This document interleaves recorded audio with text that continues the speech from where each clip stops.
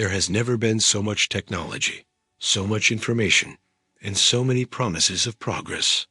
And yet, there is still that unsettling feeling that, deep down, nothing really gets better.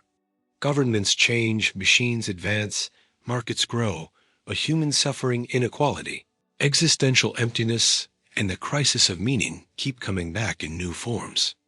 This troubling contradiction was already noticed by philosophers from both the West and the East, from Schopenhauer to Buddha, from Nietzsche to Confucius. Maybe the problem is not only in the world we have built, but in the human condition itself. So asking why nothing will get better is also asking whether the failure lies in the structures of society, in human desires, or in the illusion that material progress means real evolution. Material progress promises a lot. It promises comfort, speed, access, safety, and convenience. It promises that with more technology, more consumption, and more efficiency, we will finally live better. And in fact, many things do improve on the outside. Diseases are treated more precisely. Tasks become easier. Distances shrink, and the world seems to fit in the palm of your hand. But Blaise Pascal, in Pensées, forces us to face an uncomfortable question. Why, even surrounded by so many advances, do we remain restless? Why does the human being still feel this emptiness that is so hard to name?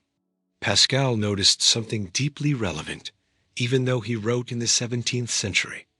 The human problem is not only outside us, but inside us. And what do we do in the face of that? We run. We run through noise, busyness, goals, entertainment, ambition, and constant movement. For Pascal, human beings have enormous difficulty staying still in silence with themselves. There is a well-known passage in Pensées where he says, in essence, that a great part of human misery comes from the inability to sit quietly alone in a room. The idea is simple, but devastating, because it reveals that emptiness does not begin with a lack of things. It shows up precisely when distractions stop. That is why material progress, although useful, cannot heal the central wound of existence. It improves the setting, but it does not answer anguish. It offers means, but not purpose. We can replace slowness with speed, scarcity with abundance, physical effort with automation, and still remain emotionally lost. Pascal saw that human beings search outside themselves for what can only be faced within. Instead of confronting their own fragility, they multiply distractions. Instead of asking about meaning, they chase novelty. Instead of enduring inner life, they fill every minute with some kind of urgency. That is what makes Pascal frighteningly modern. Today, distraction is not just a habit. It has become an environment. The digital world offers us non-stop stimulation, instant rewards, and the illusion of constant presence. We are always watching something, hearing something, answering something, consuming something. And even so, the feeling of exhaustion, distraction, and a life without a center keeps growing. What Pascal called running from oneself has reached a massive scale. We no longer need to look for distractions. They surround us all the time, and the more available they become, the less prepared we are to deal with silence, waiting, and the inner question. But Pascal is not simply making a moralistic criticism of pleasure or comfort. His point is deeper. He is not saying that human beings are wrong for wanting well-being. He is saying that we make an error of proportion. We turn comfort into salvation. We treat convenience as if it were meaning. We expect outer improvements to solve a crisis that is spiritual, existential, and inward. That is where the central confusion of this theme begins. Nothing truly gets better when we confuse living better with knowing what we are living for. That difference is decisive.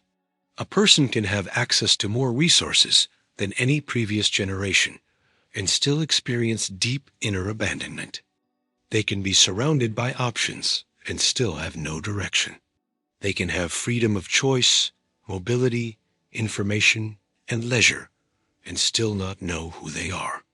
Material progress removes many real forms of suffering, and that should not be dismissed. Pascal would not be someone in favor of misery, but he would remind us that easing difficulties is not the same as filling the human heart. Comfort reduces discomfort. Meaning gives direction to existence, and one does not replace the other. That is why there is a hidden sadness in many developed societies. The more happiness is promised through accumulation, the more frustrating it becomes to realize that emptiness remains. And when it remains, an even more dangerous temptation appears, to believe that the answer is simply to speed things up. More consumption, more experiences, more goals, more performance, more distraction. But that movement can deepen exactly what it tries to cure. Because emptiness does not disappear when it is drowned out. It only comes back stronger when the noise fades. Pascal invites us then to make a rare move, to stop, not to give up on the world, but not to be consumed by it. To stop and realize that there is a difference between being busy and being guided, between being stimulated and being truly alive, between filling time and inhabiting your own existence. This is the point where Pascal's philosophy stops being just an analysis of emptiness and becomes almost a moral mirror. It forces us to ask, does what we call improvement really transform us, or does it only entertain us? Are we building a meaningful life, or just decorating the abyss with comfort? That question is unsettling because it strikes at the center of modern life. Our age knows how to produce powerful tools, but it does not necessarily know how to build inward depth. It knows how to connect people, but it does not teach presence. It knows how to multiply pleasures, but it does not educate desire. It knows how to optimize time, but it does not answer what deserves our time. And without that answer, progress can become nothing more than a more refined form of escape. At the deepest level, Pascal remains relevant because he reminds us of a difficult truth. Human beings do not suffer only from a lack of goods, but from a lack of inner direction. When that direction is lost, even progress becomes anesthesia. And that is why, for him, nothing truly gets better when the heart remains empty. Technology may change the world around us, but if we remain unable to face who we are without distractions, we will continue to be modern on the outside and lost on the inside. Arthur Schopenhauer begins with a harsh conclusion, almost cruel, but deeply honest. Human life is driven by a lack that is never fully satisfied. In the world as will and representation, he says that behind our thoughts, plans, and justifications there is a deeper force, blind and relentless, which he calls the will. This will does not reason, does not rest, and does not know lasting satisfaction. It simply wants. And that is exactly why, for Schopenhauer, to desire is to suffer. Not because every desire is morally wrong, but because desire means living in a state of lack, tension, and incompleteness. This idea strikes at the heart of the theme. Nothing will get better in a radical way. Because even when the outside world improves, the inner machine of desire keeps working the same way. We achieve something, and for a moment, we feel relief. We finally made it. We finally got there. We finally have the object, the approval, the experience, the goal we were chasing. But that feeling does not last long. Soon a new lack appears, a new restlessness, a new comparison, a new ambition. What seemed like a solution turns out to be only a pause. And so life becomes a sequence of waiting, brief victories, and new frustrations. With that, Schopenhauer tears apart one of modern life's strongest illusions, the idea that we will be happy once we get what we still do not have. That promise drives careers, relationships, projects, consumption, and personal fantasies. We believe we are only one more step away, just one more achievement, just a little more recognition, just a little more money, just a little more stability, just a little more love, just a little more control. And yet Schopenhauer's philosophy keeps saying that the problem is not only the thing we want, but the very mechanism of wanting itself. The structure of desire is insatiable. It feeds on what is missing, and when it gets what it wanted, it quickly reorganizes itself around a new absence. That is why Schopenhauer describes human existence as a pendulum swinging between pain and boredom. When we want something and do not have it, we suffer from the lack. When we finally get what we wanted, the suffering does not disappear for good. It gives way to emptiness, to the fading of excitement, to the boredom that asks for a new stimulus. The pain of deprivation and the emptiness of satisfaction take turns. This analysis is disturbing because it touches something many people feel, but few express so clearly. We are not only struggling to achieve things, we are trapped in a psychological dynamic that makes satisfaction unstable by nature. That is why progress is not enough. Even a richer, more technological, and more comfortable society does not automatically change the logic of the will. In some cases, it actually expands it. The more possibilities there are, the more desires appear. The larger the list of choices, the greater the anxiety of not choosing the best one. The more examples of success circulate around us, the more inadequate a person may feel. Schopenhauer helps explain why abundance does not eliminate frustration. Because human suffering does not come only from material scarcity, but from the very way desire moves through us and keeps pushing us forward without end. This also explains why so many personal victories feel smaller than we imagined. Before reaching them, we project onto them an almost saving power. We imagine that result will bring peace, identity, fullness. But once we get it, we realize life has not been solved.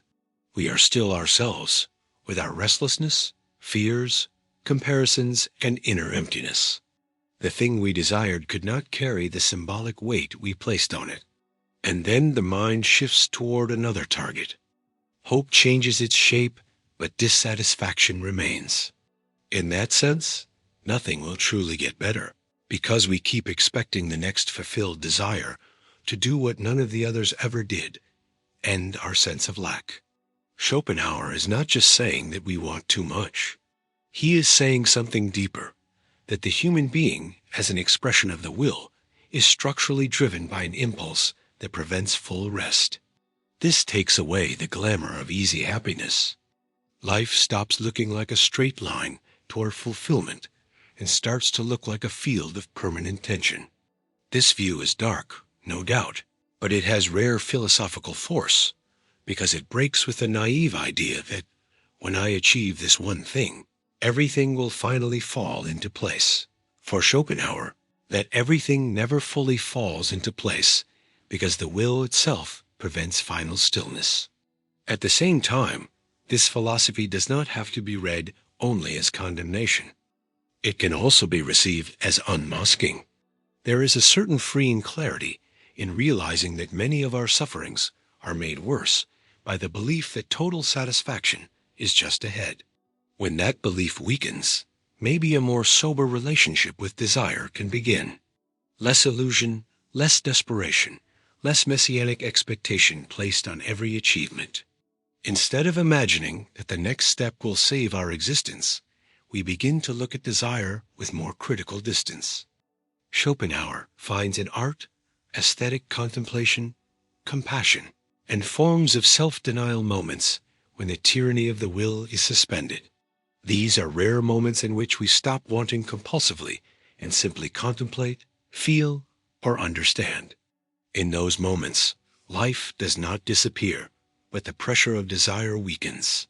And that already means a great deal, because it shows that the way out is not in satisfying every impulse, but in weakening the illusion that those impulses will give us lasting peace. Schopenhauer's great challenge is this: human suffering is not a temporary accident that will be solved by more progress, more comfort, or more achievements. It is tied to the very structure of the will that makes us what we are. As long as we believe that the next object, the next goal, or the next form of validation will finally complete us, we will keep turning inside the same machine. And that is why, through this lens, nothing will improve in any final way. The world may change on the outside, but as long as desire continues to rule us on the inside, dissatisfaction will always find a new face to live in. Modern society knows how to sell an attractive promise. Work, produce, consume, move up, and happiness will come as a natural reward. The story sounds simple. The more the economy grows, the more goods circulate, and the more opportunities exist, the better life should become. But Karl Marx, in economic and philosophic manuscripts, and later in Capital, breaks down that promise by showing that wealth is not the same as human fulfillment. A society can become more productive, more efficient, and more abundant, and still deepen the separation between human beings and what they do, what they produce, and who they themselves are. That is where the idea of alienation comes in. For Marx, the problem is not only the physical exhaustion of labor, nor just the visible inequality between rich and poor. The deeper point is that in certain forms of economic organization, the worker no longer recognizes himself in his own work. What should be an expression of his creative ability, intelligence, and humanity becomes something strange, external, and forced. Work, which could be a form of fulfillment, becomes only a means of survival.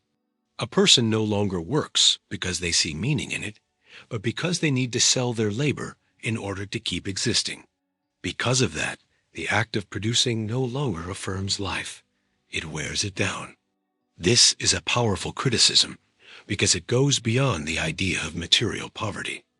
Marx realized that someone can live in a society full of goods, technology, and technical improvements and still feel deeply disconnected from themselves. Human beings create objects, systems, structures, companies, even entire cities, but they do not feel that they belong to the world they helped build. The more they work, the less they recognize themselves. The more they produce, the less they feel the meaning of what they produce. The result is a bitter contradiction.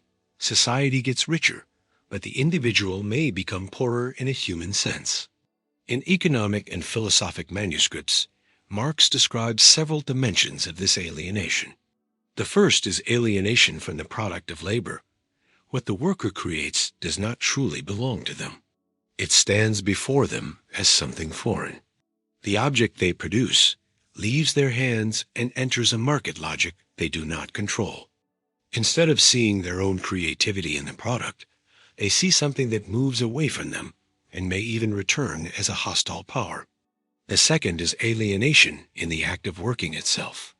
Work stops being a living activity and becomes mechanical obligation, repetition, and exhaustion. Instead of being a free expression of human abilities, it becomes something imposed. But Marx goes even deeper. He says that the human being also becomes alienated from their own essence, meaning their condition as a creative, social, conscious being, capable of transforming the world with meaning. When work is reduced to a mere economic function, humanity itself begins to shrink. The person stops experiencing themselves as an active subject and starts living as a replaceable part in a machine. And there is also alienation from other people. Instead of genuine human relationships, the system encourages competition, calculation, usefulness, and comparison. Other people no longer appear, first as fellow human beings, but as competitors, customers, bosses, tools, or threats. That is why the connection to the theme, nothing gets better, becomes so strong. Marx forces us to see that economic growth does not automatically solve human suffering. A system can raise wages, multiply products, speed up the circulation of wealth, digitize tasks, create new markets, and still preserve or even increase alienation. Because the problem is not only how much is produced, but under what human conditions it is produced. It is not only about the amount of wealth, but about the quality of the relationship between the individual, their work, and their life. This analysis still feels painfully current. Today, Many people live under the logic of constant productivity. They have to perform, deliver, optimize, adapt, keep up, learn faster, respond faster, be more useful, more visible, more competitive. And in the middle of all that, a quiet question begins to grow. What for? A person wakes up tired, completes tasks, goes through processes, keeps systems moving, hits goals, creates value, but ends the day without feeling that they lived anything that truly belonged to them. Work fills time, drains energy, and organizes daily life, but it does not always feed the soul. And when that becomes normal, alienation stops looking like an exception and becomes the atmosphere itself. Marx also helps explain why consumption does not heal that emptiness. Very often, the same society that alienates also offers products as emotional compensation. People work in empty ways, then consume in order to cope with that emptiness. They buy rest, identity, status, distraction, and a sense of reward. But that relief is fragile, because it does not touch the root of the problem. Consumption may numb the pain for a moment, but it does not give the individual back a living connection to their own activity. The logic stays the same. The human being remains separated from what they do, and tries to fill that separation with objects that also become part of the cycle of dissatisfaction. In Capital, Marx also shows that this dynamic is not an individual psychological accident, but part of the structure of the system itself. Relationships between people begin to appear as relationships between things, numbers, prices, and commodities. Exchange value becomes more important than human value. Time turns into a resource. Life becomes performance. Subjectivity becomes capital to be exploited. In this logic, it is not enough to produce. One must produce more cheaply, more quickly. And the more this way of thinking dominates, the harder it becomes to preserve a non-alienated relationship with work and with the world. The tragedy is that this process can exist side by side with the appearance of progress. There is innovation, circulation, growth, and modernization. Everything seems to be moving forward, but inside, something is still failing. Because a society does not truly improve when it treats human beings as tools for production and consumption. It does not improve when work, instead of developing the person, drains them. It does not improve when wealth increases, but the meaning of everyday life decreases. It does not improve when the individual helps build the world without being able to live in that world as a whole person. Marx shows us that the great lie of modern economic society is promising happiness through abundance while producing separation, exhaustion, and estrangement. Human beings create more and more, but recognize themselves less and less. And as long as that contradiction remains, progress will only be partial. There may be more wealth, may be more comfort, may be more access, but there will be no true human improvement where life remains alienated from itself. For Friedrich Nietzsche, the decline of a culture does not begin when resources run out or when comfort disappears, but when life loses its creative force. This point is essential. In Thus Spoke Zarathustra, and on the genealogy of morality, Nietzsche is not just criticizing customs or isolated institutions. He is diagnosing something much deeper, a weakening of life itself. A civilization begins to decline when it stops affirming life with courage, invention, and strength, and starts preferring safety, conformity, and resentment. In that sense, nothing truly gets better. A culture may look organized on the outside, but on the inside, it keeps repeating worn-out values that suffocate the ability to create new ways of living. Nietzsche is suspicious of any society that turns caution into the highest ideal and obedience into the greatest virtue. For him, there is something unhealthy in a culture that teaches people not to take risks, not to surpass themselves, not to break away from what makes them smaller. When life becomes too domesticated, it loses its power. Instead of growth, we get adaptation. Instead of creation, repetition. Instead of greatness, comfort and settling. From an early age, the individual learns to seek acceptance, stability, and approval, even if that costs them their uniqueness. Little by little, they stop asking what they could become and start asking only what they need to do in order to be tolerated, included, and seen as normal. This is where one of Nietzsche's strongest criticisms comes in, his criticism of resentment. And on the genealogy of morality, he shows how certain values are born, not from strength, but from weakness. They do not come from a rich affirmation of life, but from a bitter reaction against everything that is intense, elevated, bold, or creative.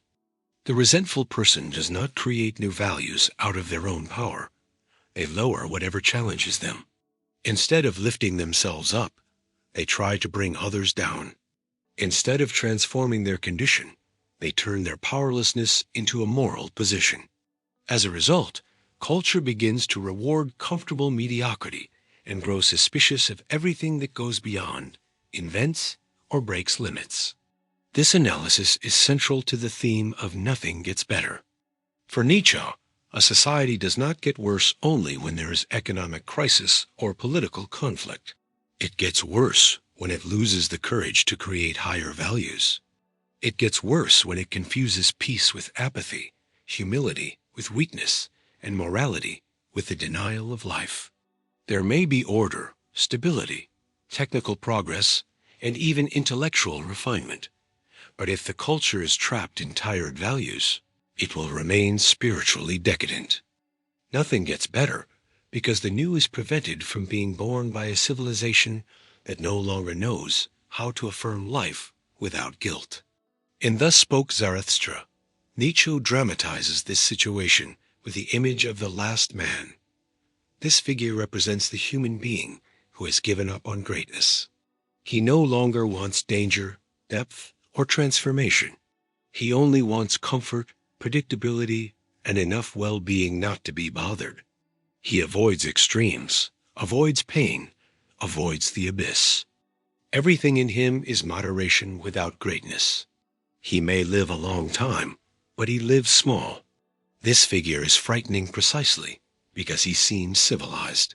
He is not the destructive barbarian, but the overly domesticated man, too satisfied, too reduced. And that is the problem. A culture can seem functional while shaping individuals who are unable to create anything truly new. Nietzsche sees that the repetition of exhausted values weakens the power to live. When a society keeps insisting on the same moral formulas, the same fears, the same inner prohibitions, it blocks the rise of new ways of being. The result is not just cultural boredom. It is existential poverty. People stop experiencing life as a field of overcoming and start treating it as a space for self-preservation. The ideal is no longer to become more intense, stronger, more aware, more creative. The ideal becomes avoiding risk, staying accepted, not upsetting anyone, not stepping out of line. But a life reduced to self-preservation loses exactly what Nietzsche values most, the ability to transform existence. That is why his philosophy is so provocative. It does not comfort us. It accuses us. It asks whether we are truly living or merely protecting ourselves. It asks whether our convictions are the result of reflection and strength, or just habits inherited from a tired morality. It asks whether our ideals raise life higher or weaken it. Nietzsche does not believe in real improvement, where there is only the maintenance of the same. For him, improvement requires crossing through, breaking away, re-evaluating, creating. It requires what he calls, in different ways, overcoming.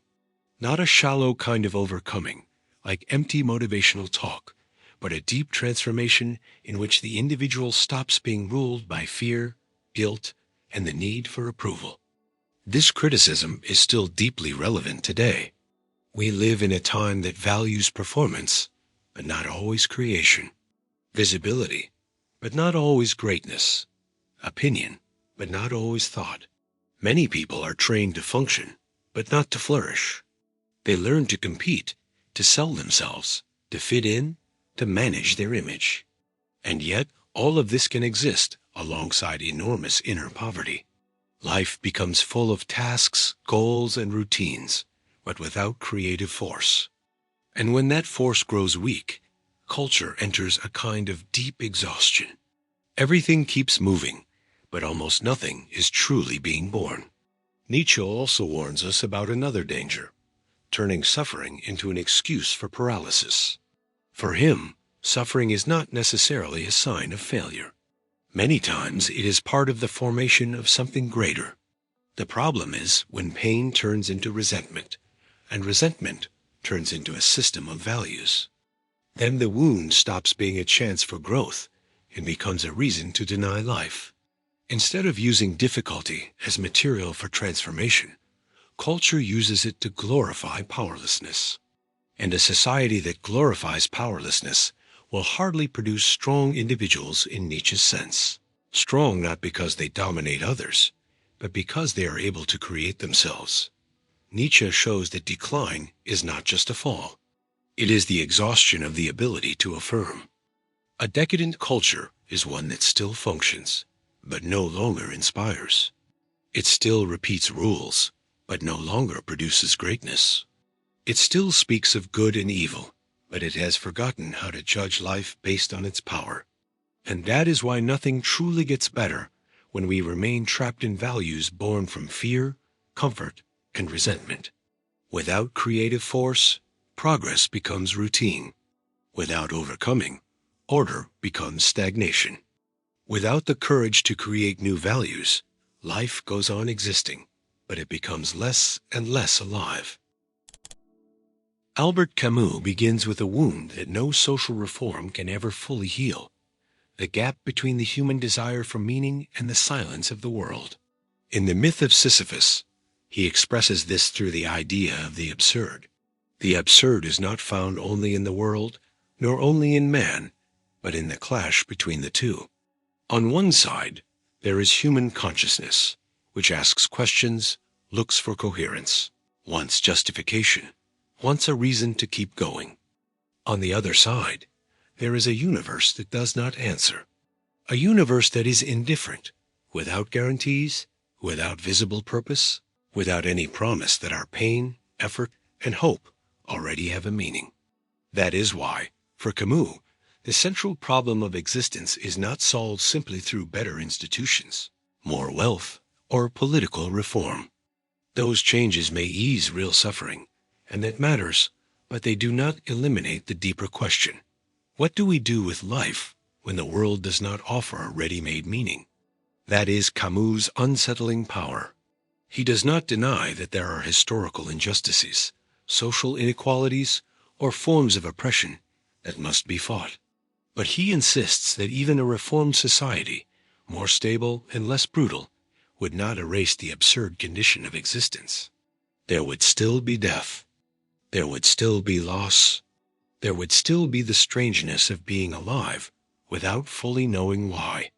There would still be the awakening of a consciousness that, at some point, asks, what is the foundation of all this? And it is precisely when that question receives no final answer that the absurd appears in its full clarity. Camus writes from a place of deep lucidity. He sees that human beings live supported by routines, habits, commitments, tasks, and expectations. For a long time, that machinery works almost automatically. We wake up, rush around, produce, wait, repeat. But there are moments when that flow breaks. It may happen in the face of exhaustion, loss, the mechanical repetition of everyday life, aging, sudden pain, or even a strange moment of sharp awareness. Suddenly, the familiar world loses its natural feeling. What once seemed obvious becomes strange.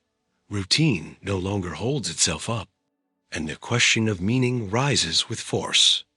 This is one of Camus' most powerful moves, showing that the absurd is not some distant theory, but a real experience that can appear in the middle of ordinary life.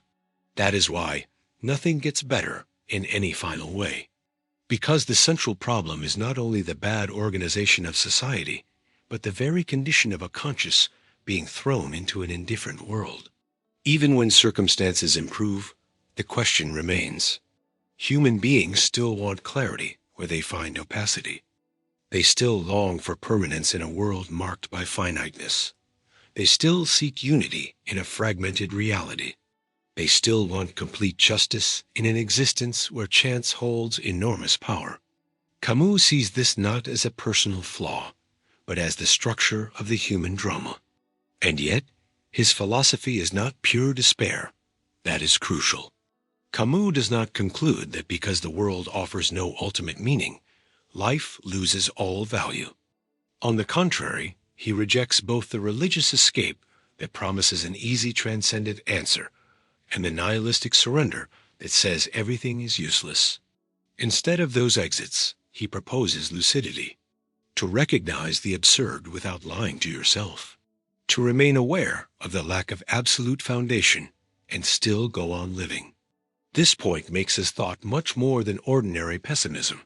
The absurd is not a sentence telling us to give up. It is a condition for living without illusions. In the myth of Sisyphus, Camus chooses the image of Sisyphus, condemned to push a rock up a mountain forever, only to watch it roll back down again. The image is powerful because it captures the repetition, effort, and apparent uselessness that so often define human experience. But the most important point is not the punishment itself. It is Sisyphus's awareness. Camus imagines him lucid, fully awake to his condition, and it is in that awareness that a kind of dignity is born. The absurd man does not defeat the world, does not discover a hidden meaning, does not escape the human condition. What he does is refuse the lie and affirm his existence despite the emptiness of final answers. That attitude has deep ethical force, because it keeps us from putting all our hope in outside solutions, as if they could save us completely. Camus reminds us that there is something in existence that no politics can remove. No system, no matter how good, will abolish mortality, uncertainty, fragility, or the absence of guarantees. No reform will solve the fact that we love without being able to keep forever, build without controlling the final outcome, and live without fully knowing the ultimate basis of our being here. That does not reduce the importance of social struggles. It simply places them inside a larger frame, the frame of existence itself. There is, then, a powerful philosophical maturity in Camus. He destroys the naive hope that history alone will save us. The idea of progress, when treated as total redemption, becomes an illusion. We may improve material conditions and still remain exposed to the absurd. We may overcome certain forms of injustice and still feel the strangeness of existing. We may achieve comfort and still face the silence of the universe. Nothing improves in an absolute sense because the root of human restlessness is not only in external structures, but in the relationship between consciousness and the world itself. At the same time, Camus does not ask for passivity. He values revolt, but a revolt without metaphysical fantasy. To revolt here does not mean believing that we will finally find a complete explanation for everything. It means living intensely, acting, creating, loving, resisting, and choosing, even while knowing there is no guarantee of transcendent meaning.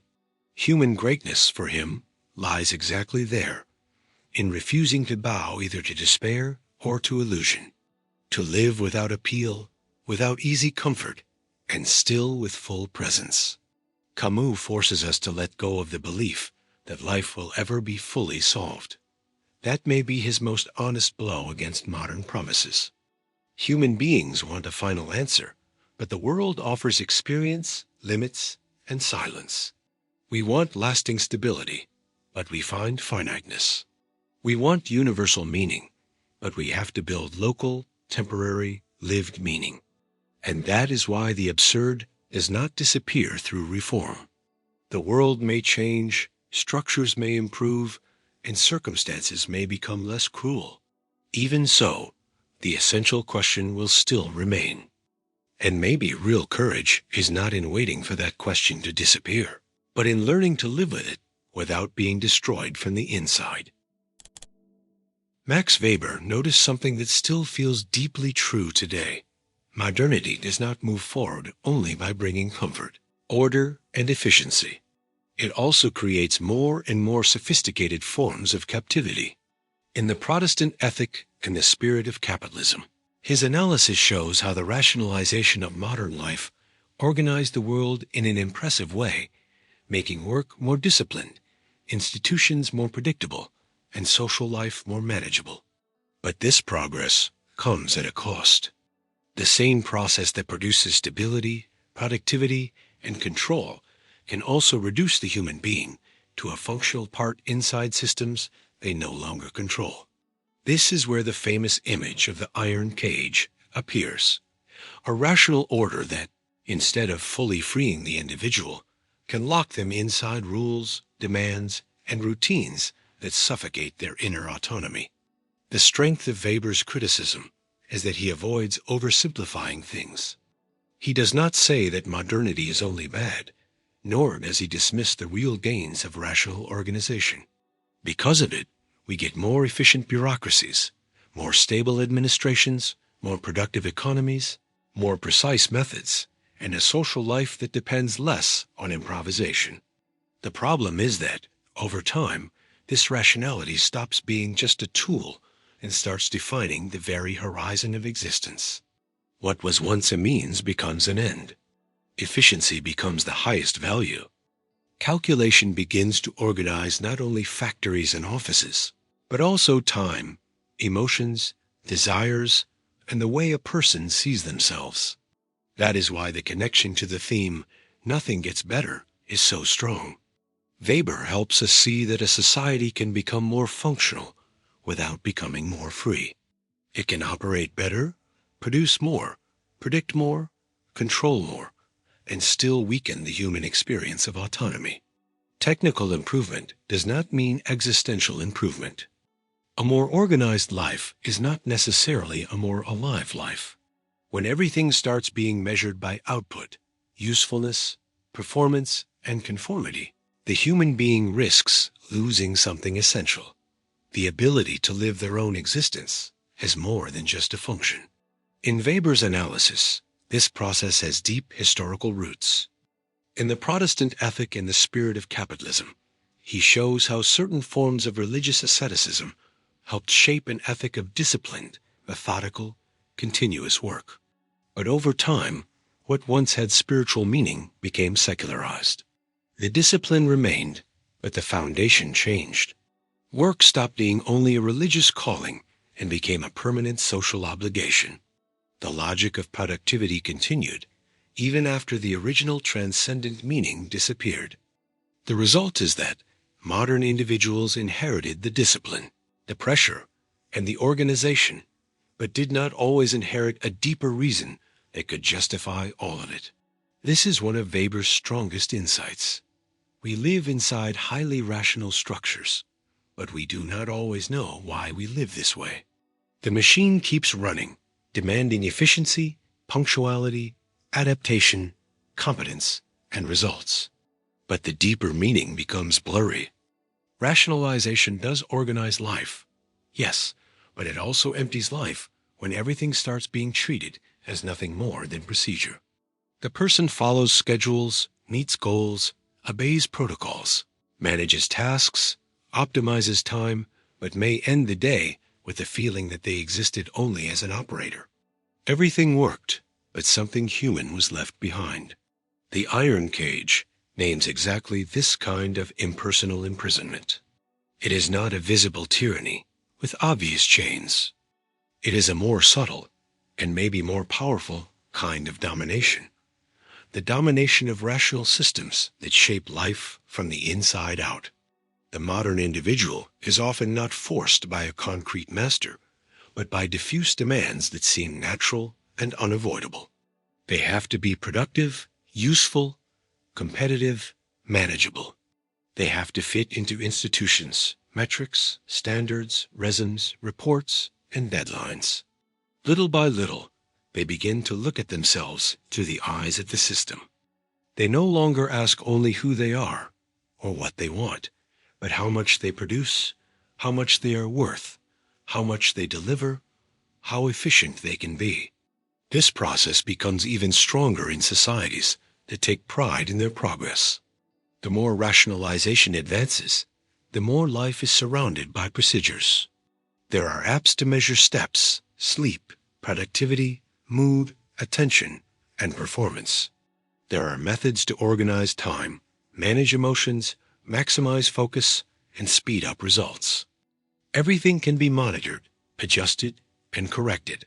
At first glance, this seems freeing because it promises control. But Weber would make us question that promise, because not all control is freedom. Sometimes controlling everything means no longer being able to simply live without turning your own existence into a constant management project. This is where his criticism becomes deeply philosophical. The problem is not only institutional, but human. When instrumental rationality takes over, the value of things starts being measured by their usefulness, not by their meaning. The question becomes, what is it for? How much does it produce? How much does it save? How much does it speed up? But some of the most important parts of life escape that kind of calculation. Love, contemplation, doubt, art, silence, the experience of the sacred, friendship, suffering, inner growth. These things do not fit neatly into charts of efficiency. And yet, they are exactly what give life depth. A society obsessed with performance can become extremely functional and, at the same time, spiritually poor. Weber also helps us understand why so many people feel tired even while living in conditions of relative comfort. The problem is not only too much work, but the way life as a whole gets captured by a logic of optimization. Rest becomes a strategy to perform better. Leisure becomes functional recovery. Relationships become networking. Knowledge becomes capital. Even self-care can be absorbed into the logic of performance. When that happens, subjectivity itself is colonized by efficiency. The individual no longer knows how to exist outside pressure. Even if free on paper, they remain trapped on the inside. So nothing truly gets better, because efficiency is not the same as freedom. That may be Weber's central lesson for your theme. A society can reduce uncertainty and still increase the feeling of being trapped. It can build sophisticated institutions and still produce empty individuals. It can offer material comfort while taking away the inner space where freedom really breathes.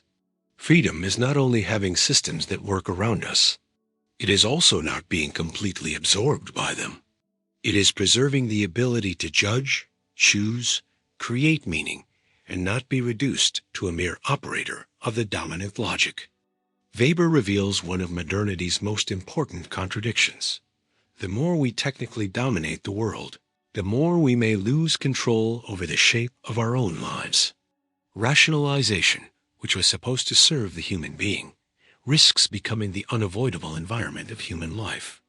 And when that happens, progress stops being the same thing as liberation. The world becomes more organized, but the individual does not necessarily become more free. They simply learn how to function better inside the cage. And that is the most unsettling part. The modern prison does not stop movement. It simply makes sure that every movement is already shaped by the logic that imprisons. Michel Foucault breaks down a very common illusion, the idea that power exists only in the state, in laws, or in clearly authoritarian figures. In Discipline and Punish and the History of Sexuality, he shows that power is far more spread out, more subtle, and more intelligent than we usually imagine. It does not act only through prohibition or visible violence. It moves through institutions, discourses, habits, classifications, norms, and social expectations. It is in the school that disciplines, in the hospital that defines what is normal and pathological, in the prison that corrects, in the language that names, in the morality that shapes behavior, in the bodies of knowledge that tell us who we are. That is why, within the theme of nothing gets better, Foucault brings an uncomfortable idea. Systems of domination do not necessarily disappear with progress.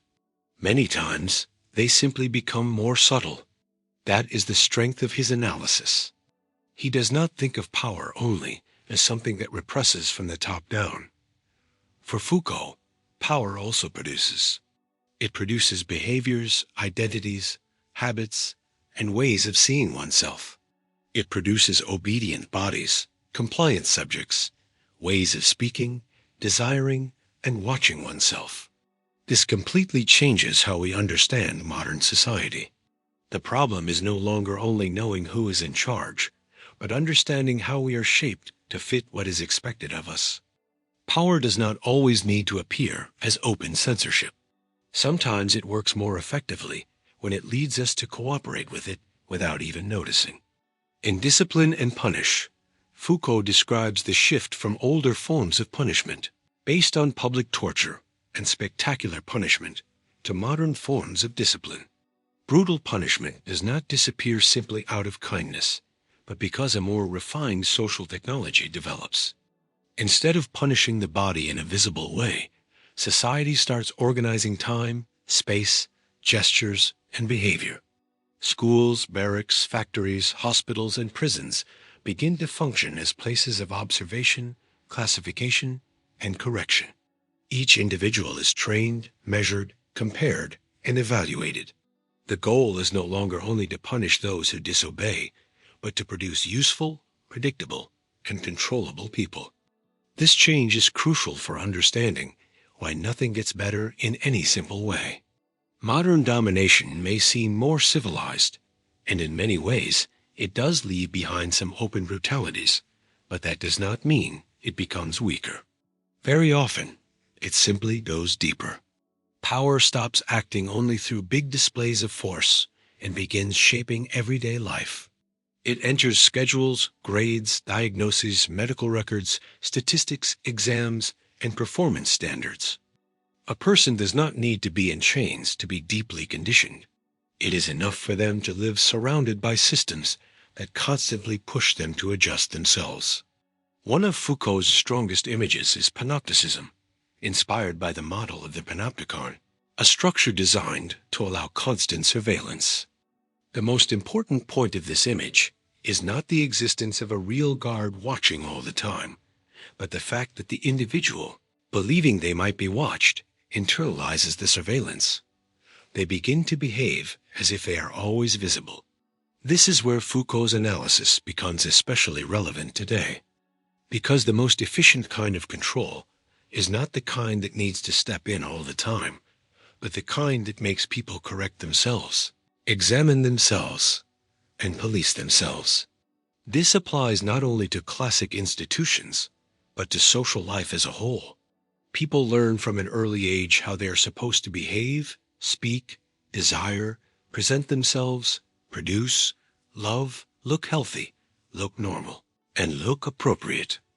And all of this is reinforced by discourses that seem neutral, technical, or natural. Foucault shows that knowledge and power are deeply connected. Whoever defines what is normal also defines, in some way, what needs to be corrected. Whoever classifies, diagnoses, and names does not just describe reality. They help produce it. That is why modern power is so hard to identify. It often hides behind the appearance of care, science, education, order, and health.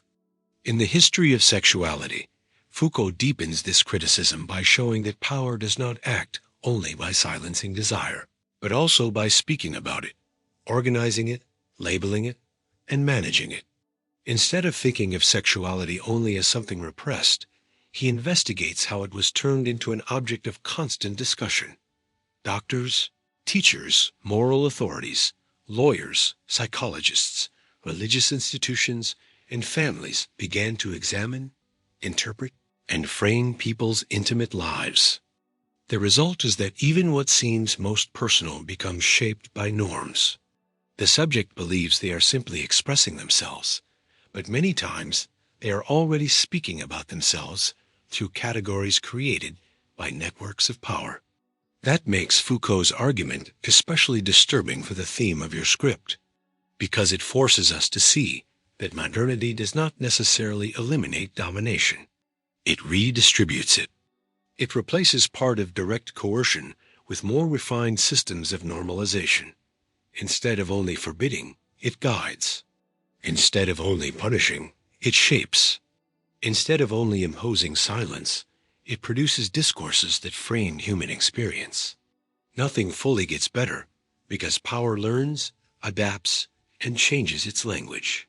What looks like liberation may come with new forms of control. This analysis helps explain why so many people feel free and at the same time strangely pressured. They may be able to choose more things than before, move around more, express themselves more, try on more identities, and access more kinds of discourse. But they still remain under intense expectations about the body, performance, appearance, productivity, sexuality, mental health, success, and even authenticity itself. Formal freedom increases, but so does diffuse surveillance. A visible tyrant is no longer necessary to shape behavior. All it takes is a network of looks, metrics, evaluations, and internalized norms. Foucault does not offer a naive hope of total liberation. He is far too careful for that. His philosophy does not promise a world without power, because power is part of human relationships.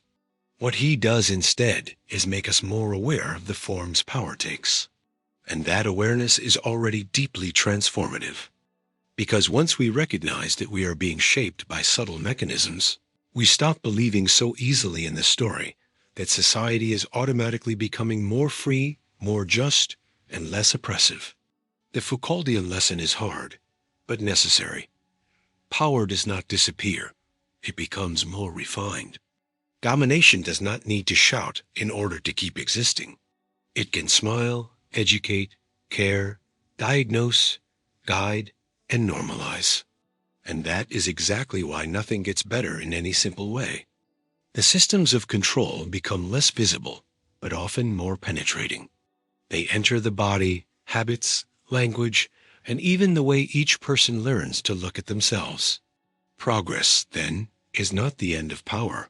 In many cases, it is simply its most sophisticated version. Hannah Arendt forces us to face an uncomfortable truth. The world does not fall apart only because of exceptional monsters, cruel leaders, or huge explosions of barbarism. Many times, it gets worse when ordinary people stop thinking deeply, stop judging for themselves, and stop taking responsibility for their own actions. In Eichmann in Jerusalem and the Human Condition, Arendt shows that the great evils of history can come not only from open hatred, but also from moral shallowness, unthinking obedience, and the inability to stop the machine and ask, "What am I doing?" That is why, within the theme of nothing gets better, her contribution is so important. Nothing truly gets better when a society becomes used to living without critical thought. The force of Arendt's analysis appears in a brutal way in Eichmann in Jerusalem. While following the trial of Adolf Eichmann, one of the bureaucrats of the Nazi regime, she did not find a demonic monster in the usual sense. She found a man who was, in some ways, disturbingly ordinary, someone unable to think deeply about the seriousness of his own actions. That is where her famous expression about the banality of evil came from. Arendt did not mean that the evil committed was small or trivial in its consequences. Quite the opposite. What she meant was that massive atrocities can be carried out by individuals who are not necessarily driven by grand evil intentions, but by a terrible lack of moral reflection. This point is devastating because it breaks the comforting fantasy that radical evil always comes with a monstrous face that is easy to recognize. Arendt reveals something more disturbing. It can emerge from bureaucratic normality, empty language, repeated orders, and submission to systems in which no one feels truly responsible anymore. The individual hides behind the position, the protocol, the law, the function, the routine. They no longer act as someone who judges, but as someone who carries things out. And when this becomes widespread, the space for moral conscience shrinks in a dangerous way. That is exactly why critical thinking becomes a vital issue, not an intellectual luxury. For Arendt, thinking is not just collecting information or showing intelligence. Thinking, in the deepest sense, means interrupting automatic behavior, examining what one is doing, rejecting ready-made formulas, and holding an inner dialogue with one's own conscience. This is the activity that keeps a human being from becoming nothing more than an instrument. When it disappears, a person may still be efficient, socially adjusted, functional, and even successful. But they become morally fragile. And a society full of functional people who are incapable of judgment is a very dangerous society. In the human condition, Arendt expands this reflection by distinguishing different dimensions of active life. She speaks of labor, work, and action, showing that the human being is not reduced to survival or productivity. There is something essential tied to political action: public presence, speech, judgment, and responsibility before the shared world. When these dimensions grow weak, collective life loses its depth.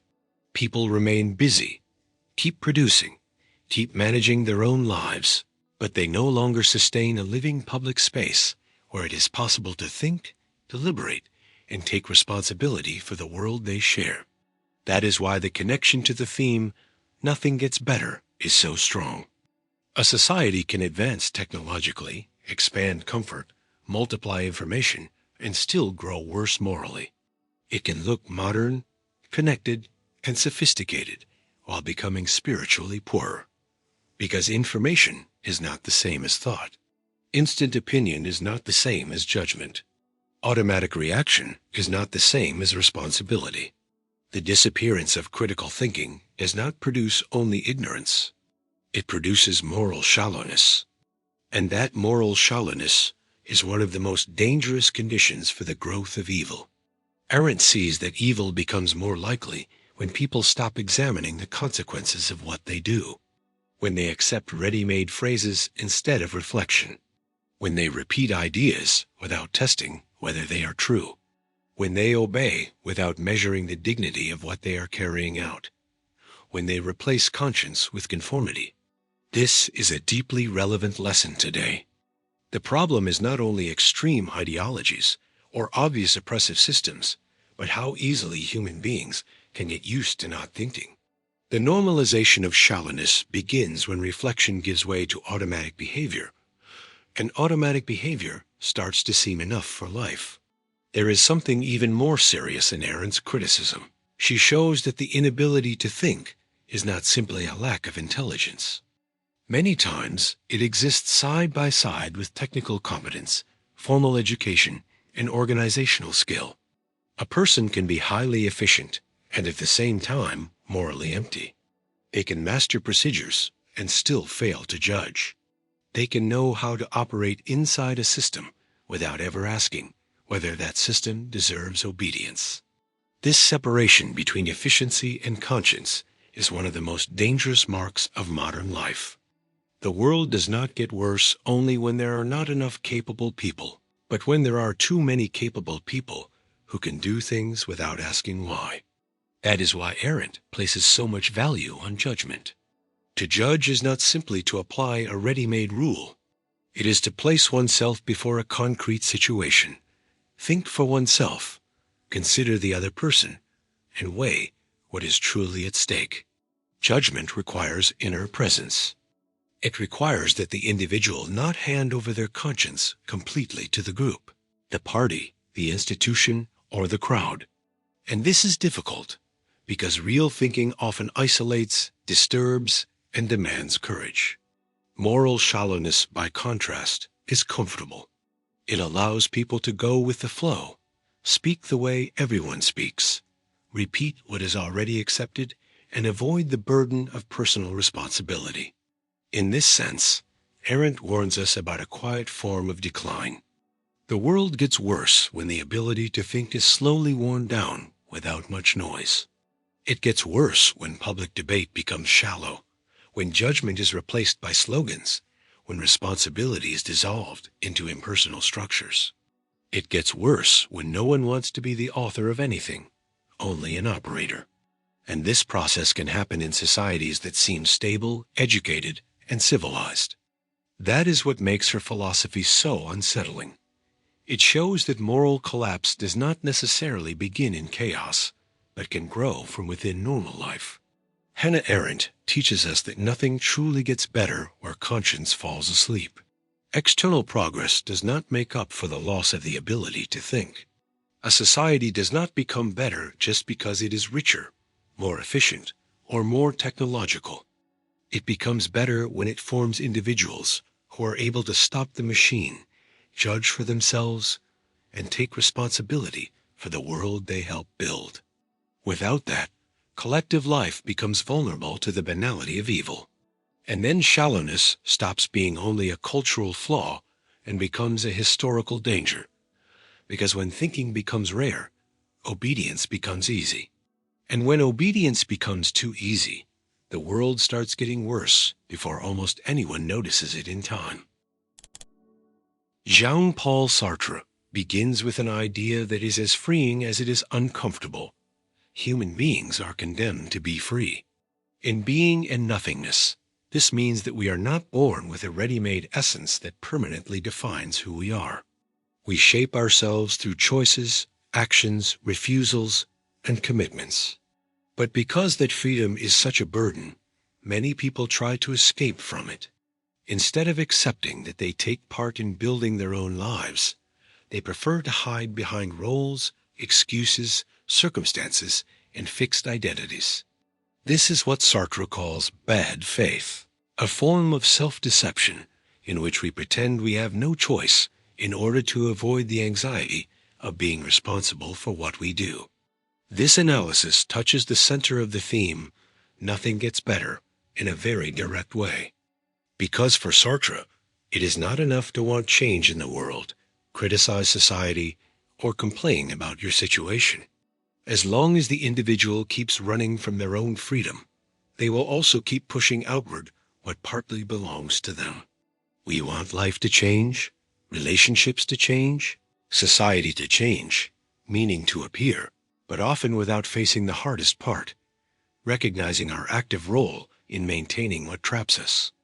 Nothing truly gets better when we ask for transformation without taking responsibility. Bad faith is not just a simple lie told to others. It is something deeper and more subtle, a lie told to yourself that looks like sincerity.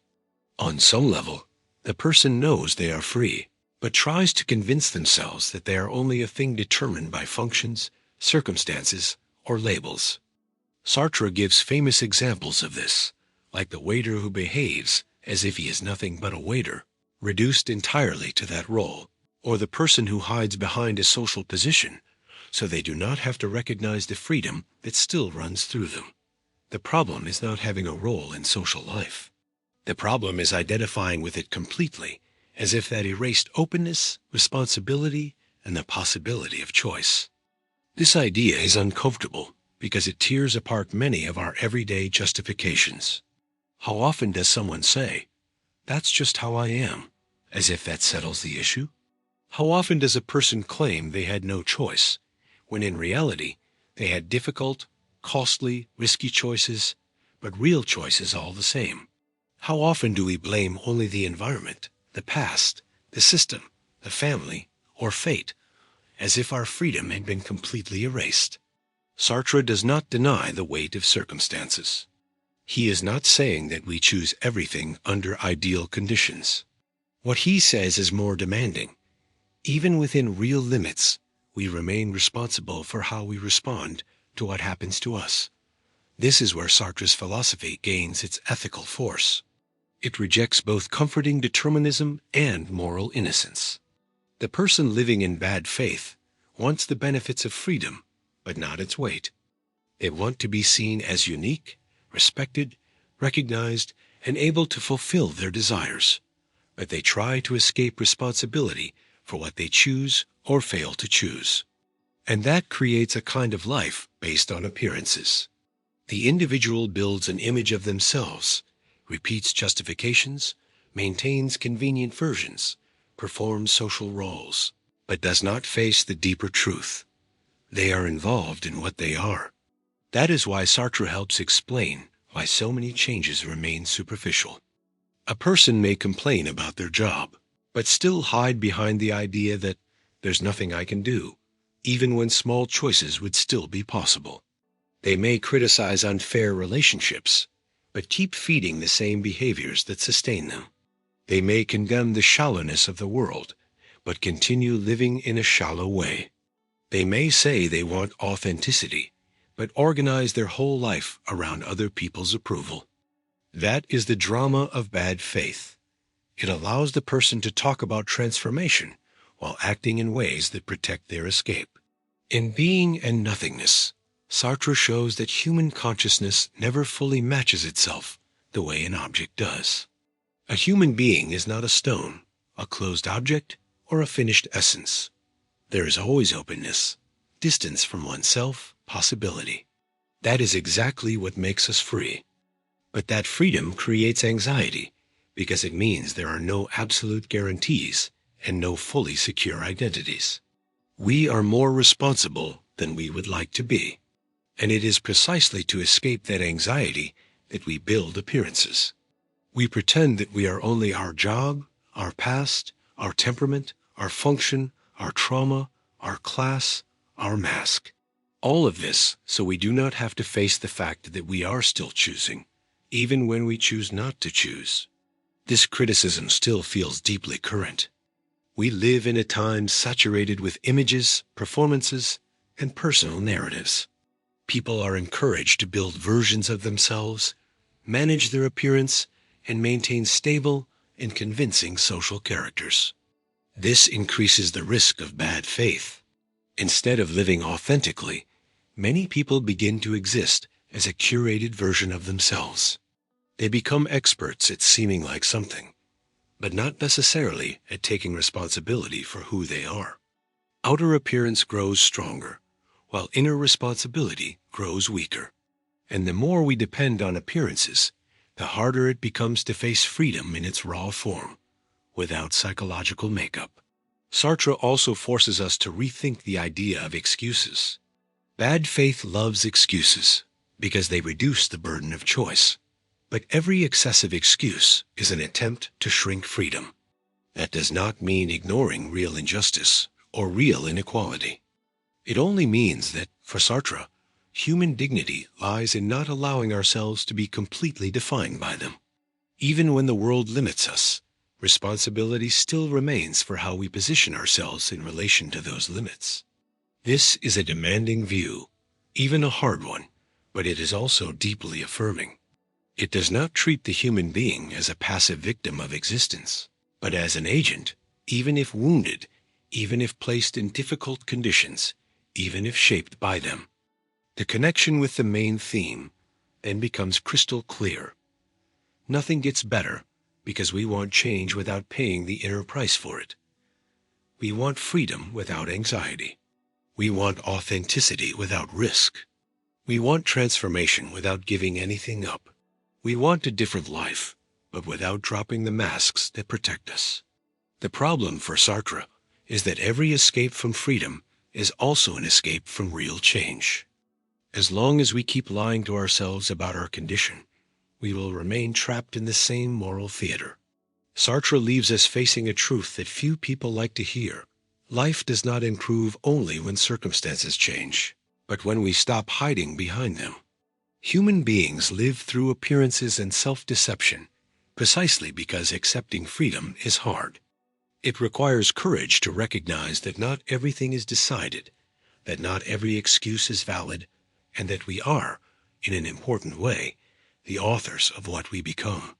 And that may be the deepest reason why nothing truly gets better, because it is easier to ask the world to change than to let go of the masks we use to avoid changing ourselves.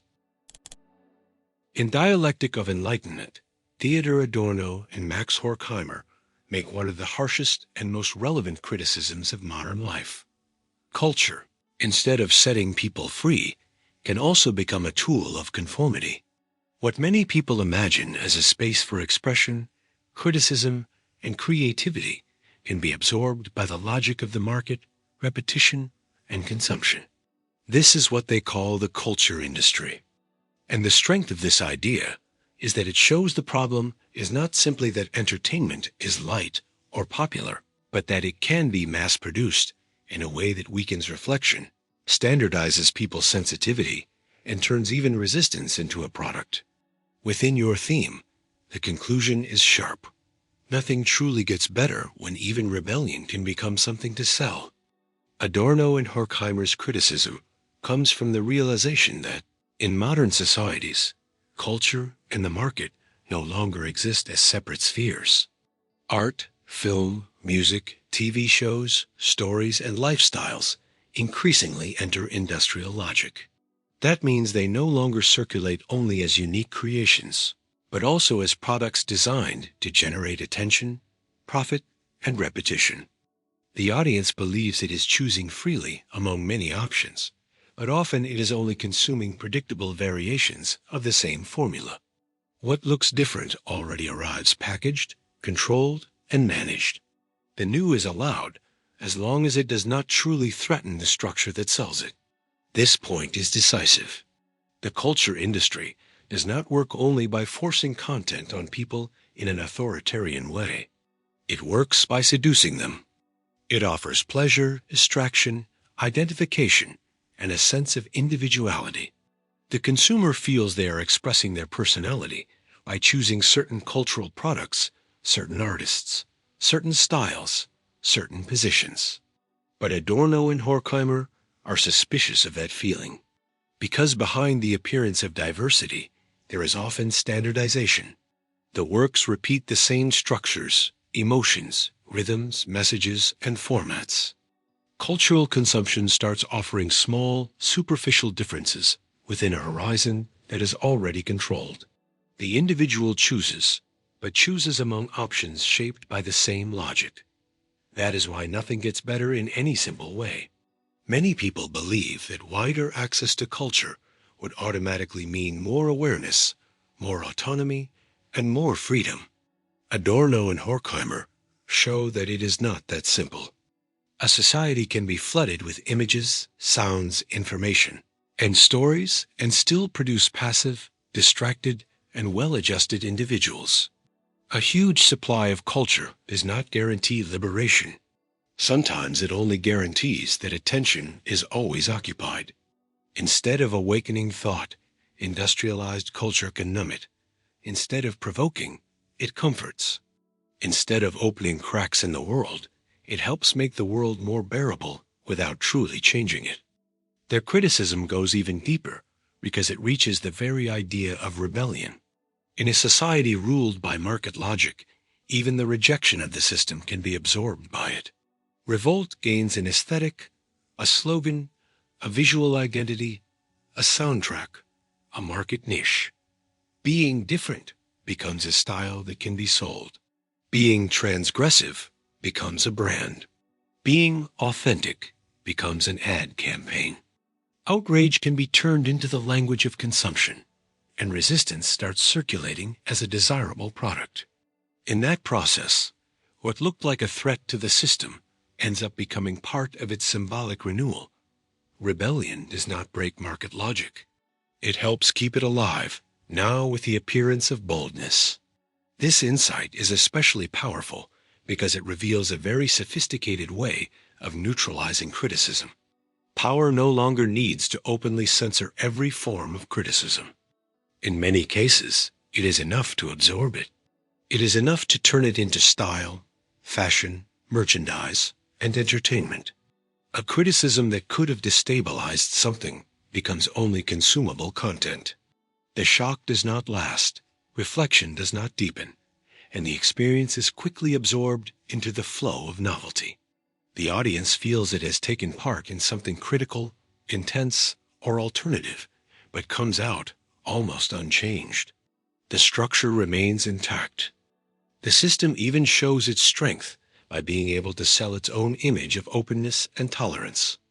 Adorno and Horkheimer see in this a weakening of experience itself. Art, when reduced to the logic of industry, loses part of its negative force, meaning its ability to interrupt the managed world and place us before what does not easily fit into it. Instead of estrangement, we get instant recognition. Instead of reflective silence, non-stop stimulation. Instead of tension, comfortable repetition. Culture becomes the quick consumption of predictable sensations. And because of that, the viewer is slowly trained not to think deeply, but to react automatically, to want the next product, the next season, the next controversy, the next ready-made identity. It is important to understand that this criticism is not some simple elitist rejection of popular entertainment. The central point is not that accessible works are automatically inferior. What worries Adorno and Horkheimer is the process of standardization that captures culture and organizes it around reproducing more of the same. The problem is not fun itself, but when fun takes the place of reflection and makes passivity a habit. The problem is not the broad circulation of art, but the taming of art so that it does not disturb too much. The problem is not consuming culture, but starting to experience the whole world, including criticism itself, in the form of consumption. This analysis remains extremely current because we live in an environment where attention has become an economic asset. Everything is fighting for visibility. Opinions, scandals, causes, emotions, accusations, performances, and aesthetics of resistance. In this setting, criticism constantly risks becoming just another item in the symbolic marketplace. It has to be fast, shareable, recognizable, sellable. It has to circulate well. And in order to circulate well, it often loses depth. The critical gesture turns into an image. Reflection gives way to impact. Deep negativity gives way to the emotional consumption of positions. And the result is paradoxical. People talk constantly about resistance, but live more and more inside forms of resistance that have already been made easy to absorb. This is where the connection to the main theme becomes especially strong. Nothing gets better, because even opposition can be integrated into the logic it was supposed to confront. Society promises cultural freedom, expression, and diversity, but often turns all of that into fuel for the market. The new is quickly packaged. Discomfort is quickly monetized. Critical art becomes a niche. The rebellious identity becomes a profitable style. Rupture becomes a campaign. And in that way, the system shows an impressive ability. It does not just tolerate criticism, it sells it. At the deepest level, Adorno and Horkheimer warn us about one of the silent tragedies of modern life, the possibility that culture, instead of waking us up, may take part in putting us to sleep. Not because every work is doomed, but because the dominant logic tends to turn experience into product and thought into consumption. When that happens, even refusal can be neutralized before it has the chance to mature. And then nothing truly gets better. Because it is not enough for criticism to exist. It must remain criticism. It must not be reduced to a pleasant product. It must keep the power to disturb, interrupt, and say no. When even rebellion becomes a product, the system stops looking fragile and reveals its most unsettling form of power, the ability to profit even from what seemed meant to challenge it. When the Buddha teaches that the root of suffering is attachment, he is not making a superficial comment about sadness or temporary frustration. He is touching the core of human experience. In the Dhammapada and throughout the Buddhist tradition, pain does not appear only as the result of bad outside circumstances, but as the effect of how the mind relates to the world. We suffer because we cling to what is unstable, because we treat as permanent what changes, as controllable what slips away, and as a solid self what is really a flow. That is why, within the theme of nothing gets better, the Buddhist teaching is so powerful. Nothing truly gets better when we try to fix only the outside world without understanding the mind that suffers. This idea is deeply unsettling because it goes against a very common intuition. In general, we believe that suffering comes mostly from not having certain things outside ourselves. More safety, more love, more recognition, more comfort, more stability, more success. And of course, there are real pains caused by injustice, loss, and concrete lack. Buddhism does not deny that. But the Buddha forces us to look deeper. Even when we get what we wanted, dissatisfaction often returns. The relief is real, but it does not last long. Soon the fear of losing it appears, the anxiety of keeping it, the comparison with what is still missing, the desire for something new. That shows that the source of suffering is not only in the missing object, but in the structure of the mind that clings. Attachment here does not mean simply loving someone deeply or valuing something important. It means clinging in a possessive way, as if happiness depended on holding still what is, by nature, temporary. The attached mind wants to hold on to pleasant experiences, identities, relationships, self-images, certainties, and expectations. It turns everything into support for the ego. And that is exactly where the tension begins. Because the world changes, bodies change, feelings change, circumstances change. We ourselves change. When we cling to what changes as if it could remain untouched, we create suffering with our own hands. The Buddha sees that there is a deep connection between attachment, desire, and illusion. We desire not only because something is missing, but because we imagine that a certain achievement will stabilize life in a lasting way. We want another person to complete us, a victory to define us, a good phase of life never to end, an ideal image of ourselves to be confirmed forever. But reality cannot be frozen, and when it slips away, we feel frustration, fear, anger, or emptiness. We suffer not only because of the loss itself, but because of our inner resistance to impermanence. The problem is not that life changes. The problem is that we want it not to change. That is why the Buddha's philosophy radically shifts the question. Instead of asking only, how can I reorganize the world so I suffer less? It asks, what is this mind that suffers? And why does it suffer the way it does? This shift is crucial because it shows that improving outer conditions, while important, is not enough if the mind remains trapped in attachment, aversion, and ignorance. A person can change cities, jobs, partners, routines, environments, or lifestyles, and still carry with them the same mental structure that turns everything into a source of anxiety. The setting changes, but the mind repeats the pattern. This view helps explain why so many attempts at starting over fail to bring lasting peace. The person imagines that suffering is entirely outside, in the current job, the current relationship, the current phase, the current place. So they change everything. And for a moment, there is a feeling of freedom. But little by little, the mind starts clinging again, projecting again, fearing again, demanding permanence again. Suffering returns wearing different clothes. Buddhism sees in this a difficult truth. As long as the mind is not understood, it will keep producing suffering, even in situations that seem favorable. In the Dhammapada, the emphasis on the mind is central.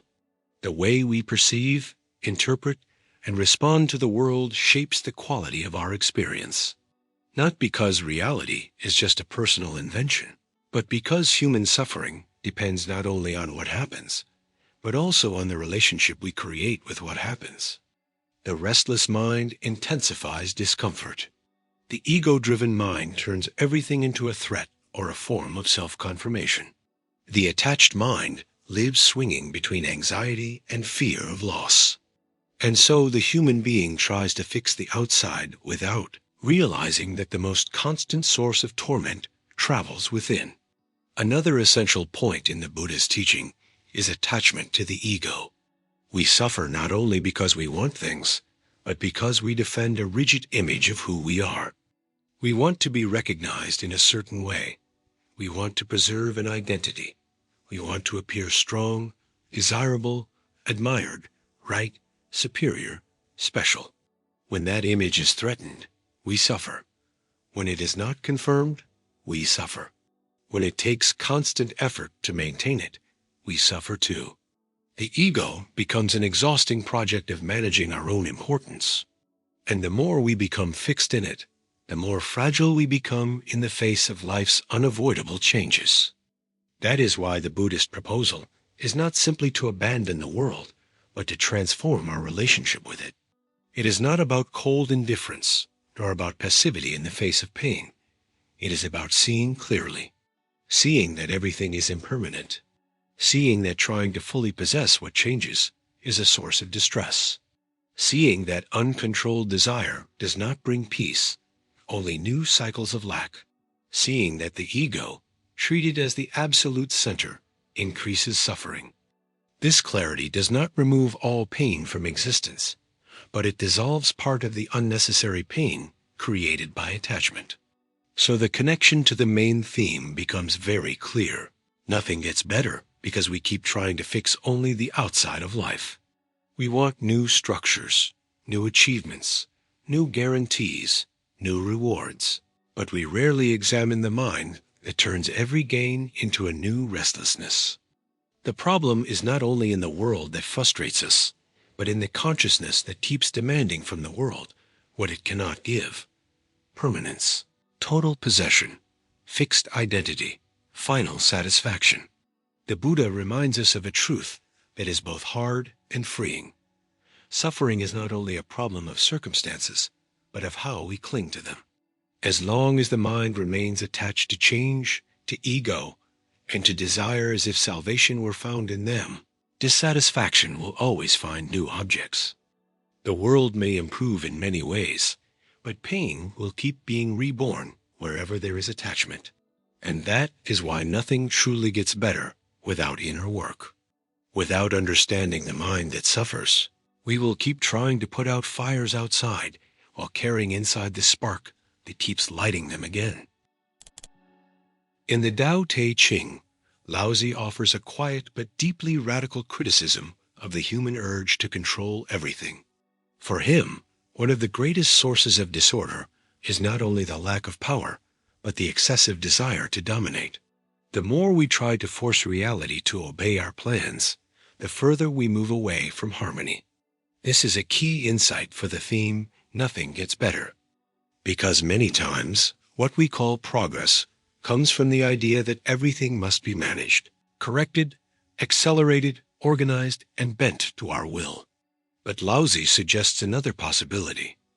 Maybe nothing truly gets better precisely because we try too hard to dominate, when what is really needed is balance, simplicity, and measure. Laozi's thought begins with a very subtle understanding of life. Reality is not a rigid machine that responds well to every act of force. Existence has rhythm, cycles, flow, maturity, and limits. Things have their own movement, their own order, which does not depend only on human intervention. This is what Taoism calls the Tao, the way, the deep course of reality, that which sustains the natural movement of the world without being reduced to our calculations. The problem begins when the human being, driven by anxiety and ego, wants to replace that flow with narrow personal will. Instead of cooperating with life, we try to bend it. Instead of understanding the timing of things, we try to pull out results. Instead of listening, we try to impose. This is where Laozi becomes surprisingly modern. We live in a culture that glorifies control. Control your time. Control your body. Control your image. Control your future. Control your emotions. Control other people. Control your performance. Control chance. The dominant feeling is that living well means managing everything with maximum efficiency. But that constant effort comes with a very high inner cost. The mind becomes tense, the heart becomes restless, and life loses its spontaneity. The individual begins to exist as a permanent manager of risks and results. And ironically, the more they try to guarantee total order, the more they experience inner disorder. Laozi sees that the obsession with control produces exactly what it was meant to avoid. Whoever forces too much breaks things. Whoever grips too tightly loses. Whoever speeds everything up destroys the time needed for things to mature. Whoever wants complete domination ends up creating resistance, exhaustion, and imbalance. This is one of the most subtle lessons of the Tao Te Ching. There is a way of acting that fails precisely because it acts too much. The excessive urge to fix everything may actually create even more disorder. Too much intervention does not prove wisdom. Very often, it reveals an inability to trust the deeper order of life. That is why Taoism values Wu Wei, an expression often translated as non-action, though it is better understood as action without force, action without violence, action in harmony with the flow. It does not mean passivity, laziness, or giving up. Laozi is not saying we should abandon all responsibility. What he proposes is something harder, to act with precision, without unnecessary aggression against reality. To do what needs to be done, without turning life into a permanent battlefield of conquest. To intervene without crushing. To guide without hardening. To accomplish without becoming a slave to your own need for results. This view directly challenges the modern idea of progress. We are used to thinking that improvement means intensifying everything. More goals, more force, more pressure, more expansion, more technical control, more conquest. Laozi turns this logic upside down. For him, excess may be exactly the sign that we have lost our center. A society can multiply its methods of control and at the same time lose wisdom. An individual can become extremely disciplined and still be deeply out of harmony. Nothing gets better because an increase in power does not necessarily mean an increase in clarity. Sometimes, the more power we have to intervene, the less we know when to stop. The Tao Te Ching repeatedly emphasizes the strength of what is soft, what bends, what does not compete aggressively. Water is one of its central images. It does not fight with rigidity, but flows around, penetrates, wears down stone through patience, and takes the lowest place without losing its power. There is a whole philosophy in that. What is truly strong does not always impose itself through hardness. What is truly wise does not always appear as control. Life flourishes better where there is flexibility, proportion, and receptiveness. But human culture, driven by ego and fear, tends to admire rigidity, force, and the ability to dominate. This inversion creates suffering, not only on a personal level, but on a social one as well. When everything is shaped by control, relationships become instrumental. People stop meeting one another and start managing one another. The natural world becomes raw material. Time becomes something to exploit. The body becomes a constant self-improvement project. Silence becomes waste. Rest becomes failure. Simplicity loses its value. Everything has to justify its immediate usefulness. And so life gets pushed until it becomes artificial, dry, and exhausted. Nothing gets better because the very idea of getting better is already poisoned by excess. Laozi then offers a deep philosophical correction. Not everything that can be controlled should be controlled. Not every empty space needs to be filled. Not every kind of slowness is a delay. Not every fragility is failure. There is wisdom in stepping back, simplifying, reducing excess, and not competing with the world all the time. Human beings throw existence out of harmony when they refuse to accept that their will has limits. And that refusal of limits creates an overheated life, always wanting more control, more guarantees, more predictability, more force. At the deepest level, the problem is spiritual. The obsession with control often comes from fear. Fear of the unexpected, fear of loss, fear of failure, fear of vulnerability, fear of change. We try to dominate everything because we cannot bear the openness of existence. We want to lock the world into systems so that we do not have to feel its uncertainty. But Laozi reminds us that life cannot be trapped without a cost. The price of total control is the loss of intimacy with reality. The more we try to reduce the world to our own will, the more foreign we become to its flow. That is why the connection to the main theme is so strong. Nothing gets better because we keep treating reality as something to be forced until it works our way. We look for solutions in more control, when what may really be needed is more listening. We look for peace through imposition, when it may come through proportion. We look for safety through excessive control, when real wisdom may lie in learning to move with the rhythm of life without trying to own it completely.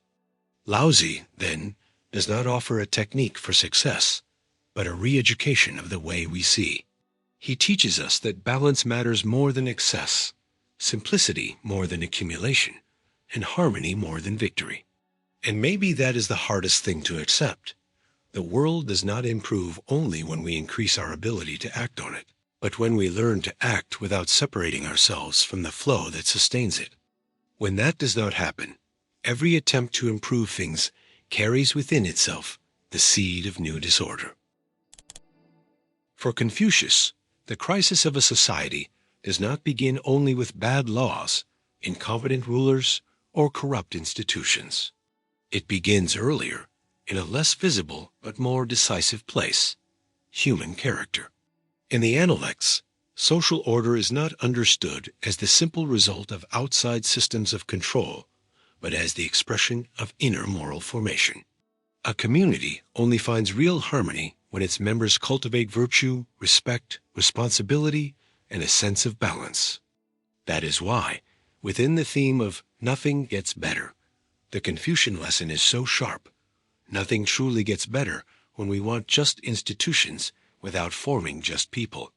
This idea directly challenges a very modern tendency to believe that human problems can be solved almost entirely through institutional engineering. Of course, laws, rules, and structures matter. Confucius was not naive enough to think that collective life depends only on good intentions. But he saw something deeper. No outside order can last very long when inner disorder becomes the norm. If individuals are ruled by vanity, irresponsibility, lack of self-control, and disregard for others, even the best institutions eventually become hollow from the inside. They may still stand in appearance, but they lose their moral substance. In the Analects, Confucius insists that ethical life begins with self-cultivation. This does not mean closed-off individualism, but the opposite. It means recognizing that the quality of the shared world depends on the moral quality of the people who live in it. A person must learn to govern themselves before trying to govern others. They must discipline their own impulses, educate their own behavior, and refine the way they speak, act, and respond to situations. Without this inner work, social life becomes fragile, because each person demands order from others while remaining disordered within. This is where the connection to the main theme becomes very strong. Nothing gets better because we often ask for justice without responsibility, respect without self-restraint, rights without duties, order without moral formation. We want institutions to function with integrity, but we tolerate small everyday corruption in ourselves. We demand honesty from leaders, but excuse dishonesty when it benefits us. We criticize public brutality, but normalize private rudeness. We want a more dignified society, but do not accept the quiet work of becoming more dignified people. Confucius would see in this a fatal contradiction. A community cannot be better than the moral fabric that holds it together. A central concept in his thought is Ren, often translated as humanity, benevolence, or human virtue. For Confucius, the truly noble person is not the one who shows off power or prestige, but the one who develops an inner disposition of respect, uprightness, and consideration for others. This nobility does not come from bloodline or wealth. It comes from character. When Ren grows weak, social relationships begin to fall apart. Other people stop being seen as worthy of consideration and become only tools, obstacles, or conveniences. And when that happens on a wide scale, society may still look organized on the outside, but its moral foundation has already started to rot. Another essential element is Li, which has to do with rights, proper conduct, fitting behavior, and respect for relationships and human roles. At first glance, this may seem like mere formality, but for Confucius, these gestures have deep moral value. The way we speak, greet, listen, obey, teach, correct, and live together shapes the spirit of a civilization. Care for form is not empty theater when it grows out of virtue. It is the discipline of sensitivity. It teaches the individual to step outside their immediate ego and recognize limits, hierarchies, responsibilities, and bonds. Without that, life together becomes harsh, impulsive, and disrespectful. Confucius understands that social disorder does not appear all at once. It is prepared little by little through the erosion of customs, the loss of reverence, the weakening of moral shame, and the normalization of irresponsibility. When no one feels obligated anymore to cultivate themselves, collective life begins to slowly fall apart. Words lose their weight, commitments lose their firmness, public roles lose their honor, and trust begins to wear away. A society without moral trust may still function through pressure, fear, or self-interest, but not through real harmony. This view is especially important because it restores depth to the idea of social change. Today, people often think of transformation only in terms of systems, reforms, power struggles, and legal reorganization. All of that matters, no doubt. But Confucius would remind us that no structure can replace the formation of character. A society made up of morally disordered individuals will always find new ways to reproduce injustice, even under better laws. Written rules may command upright behavior, but they do not by themselves produce the inner willingness to be upright. And without that willingness, the rule becomes a facade, the office becomes a tool, and authority becomes an opportunity for abuse. There is also, in Confucius, a strong emphasis on example. The ruler, the father, the teacher, the more experienced citizen, all of them, teach not only by what they say, but by what they are. Social order depends in large part on the moral force of example. When those in positions of influence live without integrity, they spread disorder. When they live with uprightness, they spread trust and direction. This shows that for Confucius, morality is never only private. Character is also a political fact, because it shapes the shared environment. A people formed by degraded examples will tend to normalize degradation. This analysis remains deeply relevant. We live in societies full of talk about justice, rights, citizenship, and transformation, but often poor in moral self-criticism. People want a better world, but do not always want the work of becoming better in order to live in it. There is great urgency to fix the outside, but little willingness to cultivate inner discipline, humility, respect, and responsibility. The result is that reforms can happen without real moral renewal, and in that case, old vices simply change shape. Confucius does not offer a magical solution. His proposal is more demanding and less dramatic. It begins with self-cultivation, passes through family, education, customs, and example, and reaches public life. This order does not mean that social problems are only individual flaws. It means that there is no just society without people at least somewhat formed for justice. There is no respectful coexistence without people capable of respect. There is no stable order without moral conscience. Confucius teaches us that social disorder is in large part the enlarged reflection of an earlier ethical disorder. Collective chaos does not fall from the sky. It grows inside individuals who have lost their sense of duty, proportion, and humanity. And that is why nothing truly gets better when we expect incorruptible institutions without forming incorruptible consciences. A society rises only when character stops being treated as a private detail and is once again recognized as the foundation of shared life. Without virtue, justice becomes a word. Without responsibility, order becomes imposition. Without moral formation, every promise of improvement will sooner or later collapse from within. In fundamental verses of the Middle Way, Nagarjuna takes the reflection on suffering to an extremely deep level. For him, much of human pain comes from a mistaken perception. We treat as fixed what is actually relational, conditioned, and always changing. We want absolute stability in a reality that does not work that way. We want solid foundations, permanent identities, final certainties, and lasting solutions. But the world is not organized like that. Everything arises depending on causes, conditions, relationships, and contexts. Everything changes.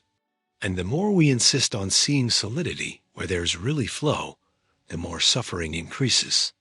This idea is central to the theme of nothing gets better, because many times we believe the problem in life is simply that we have not yet found the right answer, strong enough to finally stabilize everything.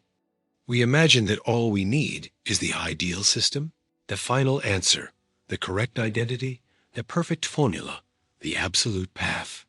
But Nagarjuna breaks down that hope by showing that reality itself is deeply unstable and interdependent. Suffering grows precisely when we demand from reality what it cannot give us, total permanence. In Nagarjuna's thought, one of the central concepts is emptiness or anyat, but that word is often misunderstood. Emptiness does not mean that nothing exists or that everything is an illusion in some simplistic sense. It means that nothing has an independent, fixed, self-sufficient existence. Things exist, but not by themselves, as isolated and permanent blocks. They exist in relation, in dependence, in process. An object depends on parts. A self depends on body, memory, language, relationships, and conditions. An emotion depends on circumstances, interpretations, mental states, and history. Nothing is completely solid in itself, and it is exactly this relational nature that we ignore when we suffer. The human mind, however, has great difficulty accepting this. It wants to hold on. It wants to name something and turn that name into an essence. It wants to define a phase of life as if it were permanent. It wants to treat pain as if it were eternal. It wants to turn identity into an unchanging core. It wants to make love into secure possession, success into a guarantee, loss into a lifelong sentence. The problem is not only that things change, but that we insist on freezing them in our minds. We suffer because we build absolutes on top of what was never absolute in the first place. That is why Nagarjuna is so important within this darker and more lucid philosophical line. He shows us that part of our anxiety comes from the wrong way we think about reality. It is not only the world that hurts, it is also the way we grasp it. When we treat as fixed what is actually changing, we enter into conflict with the very structure of reality. When we treat as independent what is relational, we fall into the illusion that we can isolate causes, blame, identities, and solutions in a rigid way. And that mental rigidity creates suffering, because actual experience keeps escaping the systems we try to force onto it. This has very strong existential consequences. Think about how human beings cling to closed narratives about themselves. I am this. My life is like this. Nothing will change. Now everything is finally solved. This pain defines me. This achievement has finally completed me. In each of these cases, there is an attempt to turn process into essence. But reality is more fluid than that. The self is not a solid block. It is an unstable combination. Relationships are not totally secure structures. They are changing encounters. Suffering is not a fixed substance. It also depends on conditions, and therefore changes too. But when we ignore that, we become trapped in hardened views that make pain even worse. A connection to the central theme becomes especially clear here. Nothing gets better because we keep looking for absolute solutions in a deeply unstable reality. We want to solve once and for all what may only be something we can face with lucidity and flexibility. We want to end uncertainty, but existence remains open. We want final guarantees, but life continues to depend on causes and conditions that are beyond our total control. We want permanent structures, but everything that exists is shaped by change. The problem is that this search for the absolute not only fails, it makes suffering worse, because it leads us to treat the natural instability of life as an unbearable flaw.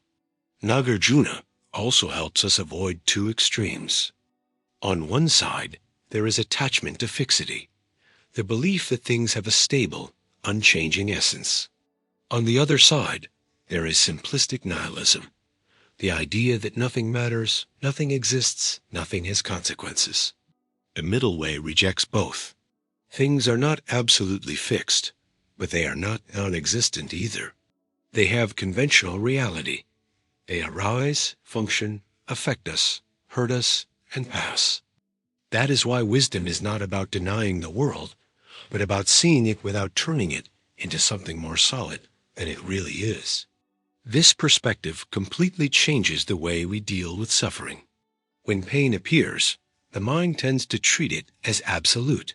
It feels like it will always be this way, like it defines everything, like it has taken over reality as a whole. Nagarjuna invites us to examine that more carefully. What does this pain depend on? What conditions keep it going? What interpretations make it stronger? What attachments keep it fixed? The simple fact that something depends on conditions already shows that it is not absolute. And if it is not absolute, it does not have to be experienced as the total essence of existence. This way of looking does not magically erase pain, but it weakens the mental prison that makes it even heavier.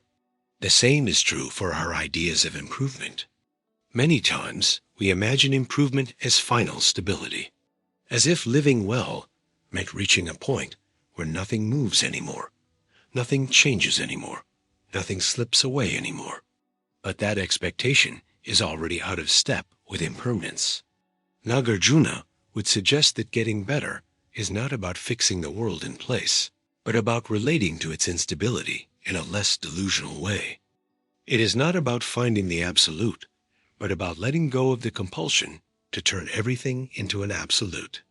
It is not about making life motionless, but about stopping the demand that life give us a solidity it never promised.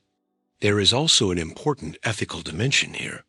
When we treat people, ideas, or conflicts as fixed essences, we lose the ability to see nuance.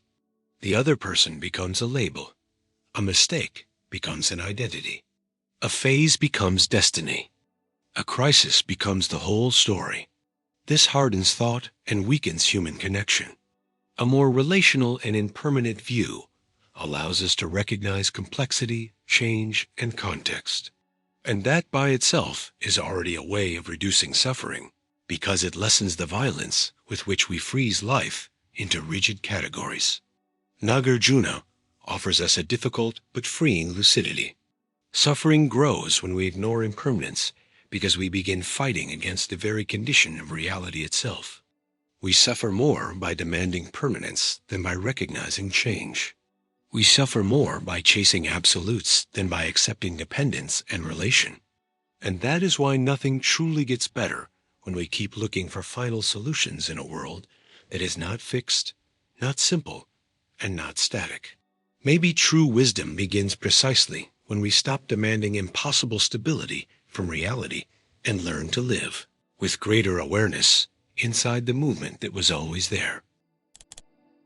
Sri Aurobindo begins with a decisive insight.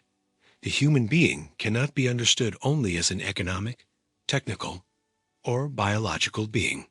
In The Life Divine, he argues that human evolution does not end with material progress, nor is it exhausted by scientific advances, social comfort, or external freedom.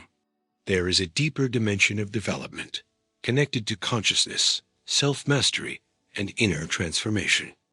And that is exactly why his philosophy fits so strongly into the theme, nothing gets better.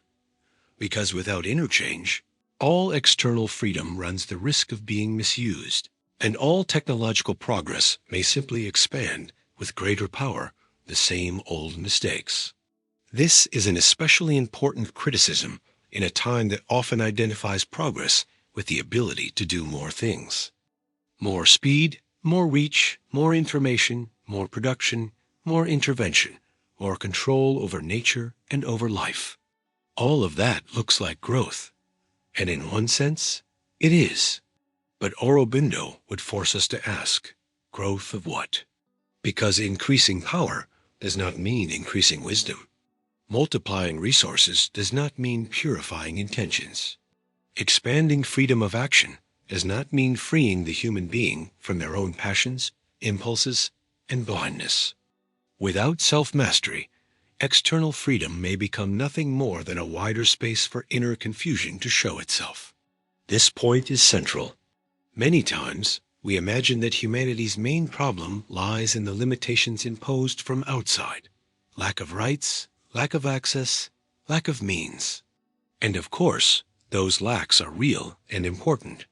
But Sri Aurobindo shifts the question to a deeper level. He suggests that even when those barriers are reduced, the human being still carries within ambition, without balance, an inflated ego, fear, rivalry, attachment to power, the desire to dominate, and the inability to govern oneself. So what happens? The freedom gained on the outside does not necessarily lead to elevation. It may simply give more tools to the same immature consciousness, allowing it to produce even greater effects. That is why nothing truly gets better when the evolution of technology moves faster than the evolution of consciousness. Human beings learn to manipulate the world with growing precision, but do not learn, in the same measure, how to deal with themselves. They master machines, systems, energies, networks, codes, markets, but often remain unable to master their own anger, vanity, greed, or fear. The result is a dangerous contradiction.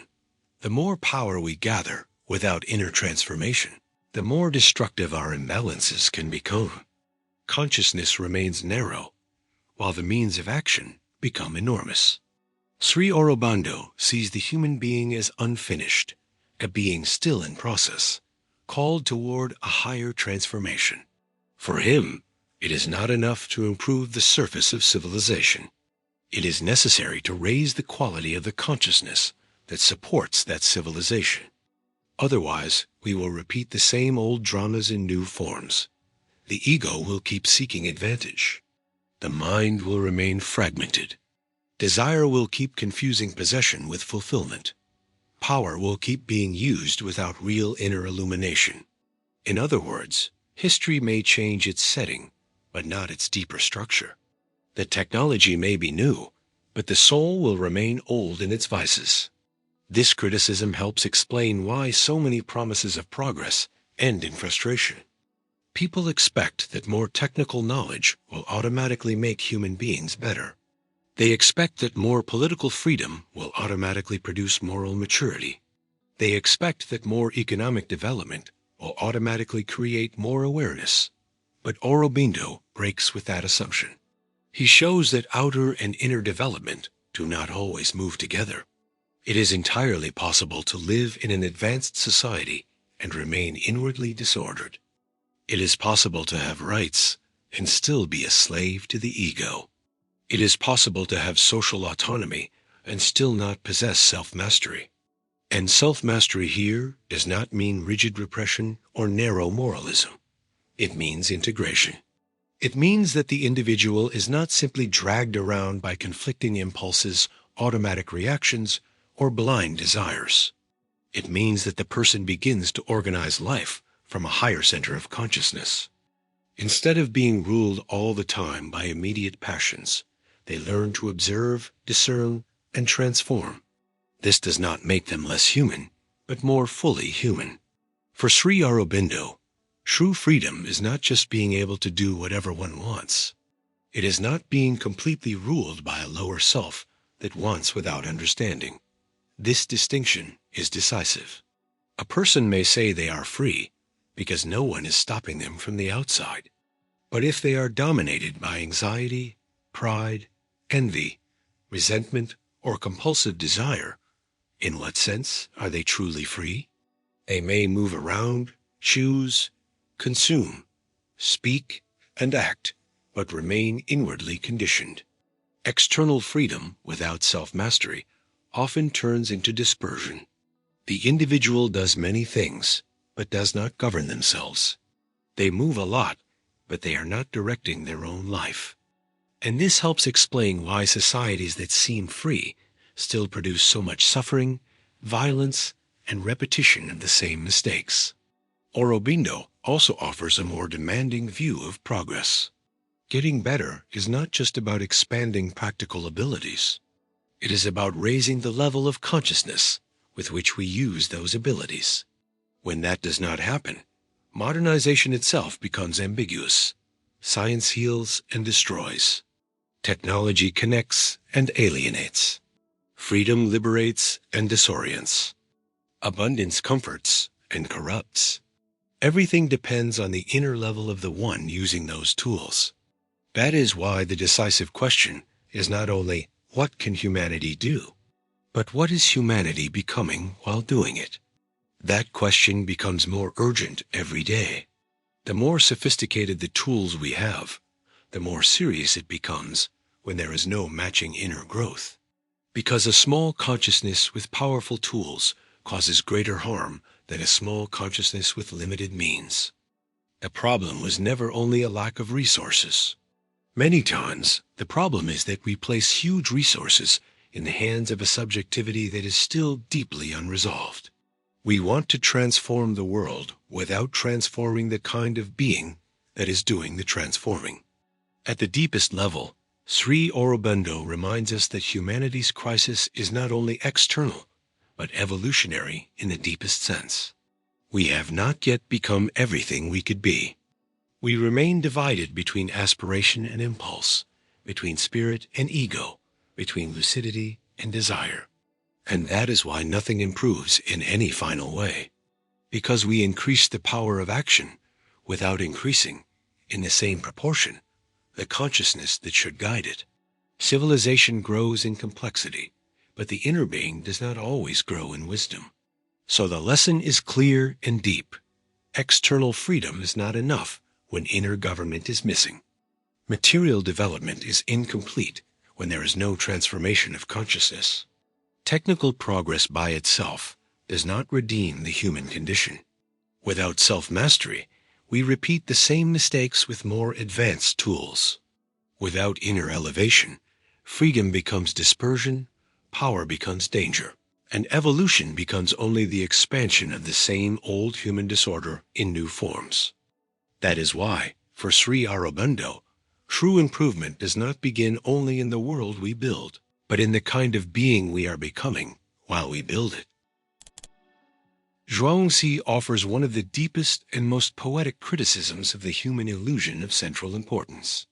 In his work, the problem is not only moral, political, or economic. The problem is more radical. Human beings have started acting as if they were the absolute masters of reality, forgetting that they are part of something much greater, more alive, and more mysterious than their systems of usefulness and control can ever fully understand. When that happens, the relationship between life, nature, and spirit breaks apart. And that is exactly where the theme, "Nothing gets better," takes on its widest form. Nothing truly gets better when civilization confuses power with wisdom. Zhuangzi's thought moves against rigidity. He deeply distrusts anything that presents itself as too fixed, final, narrow, or proud of its own certainty. For him, life is movement, transformation, and a variety of perspectives. The world does not fit easily into human categories, and that is why every attempt to reduce it to a closed system creates violence. Human beings want to organize, name, measure, separate, and dominate. They want to decide what has value and what does not, what is useful and what is useless, what matters and what can be thrown away. But Zhuangzi sees that this utilitarian mindset impoverishes reality before it even begins to transform it.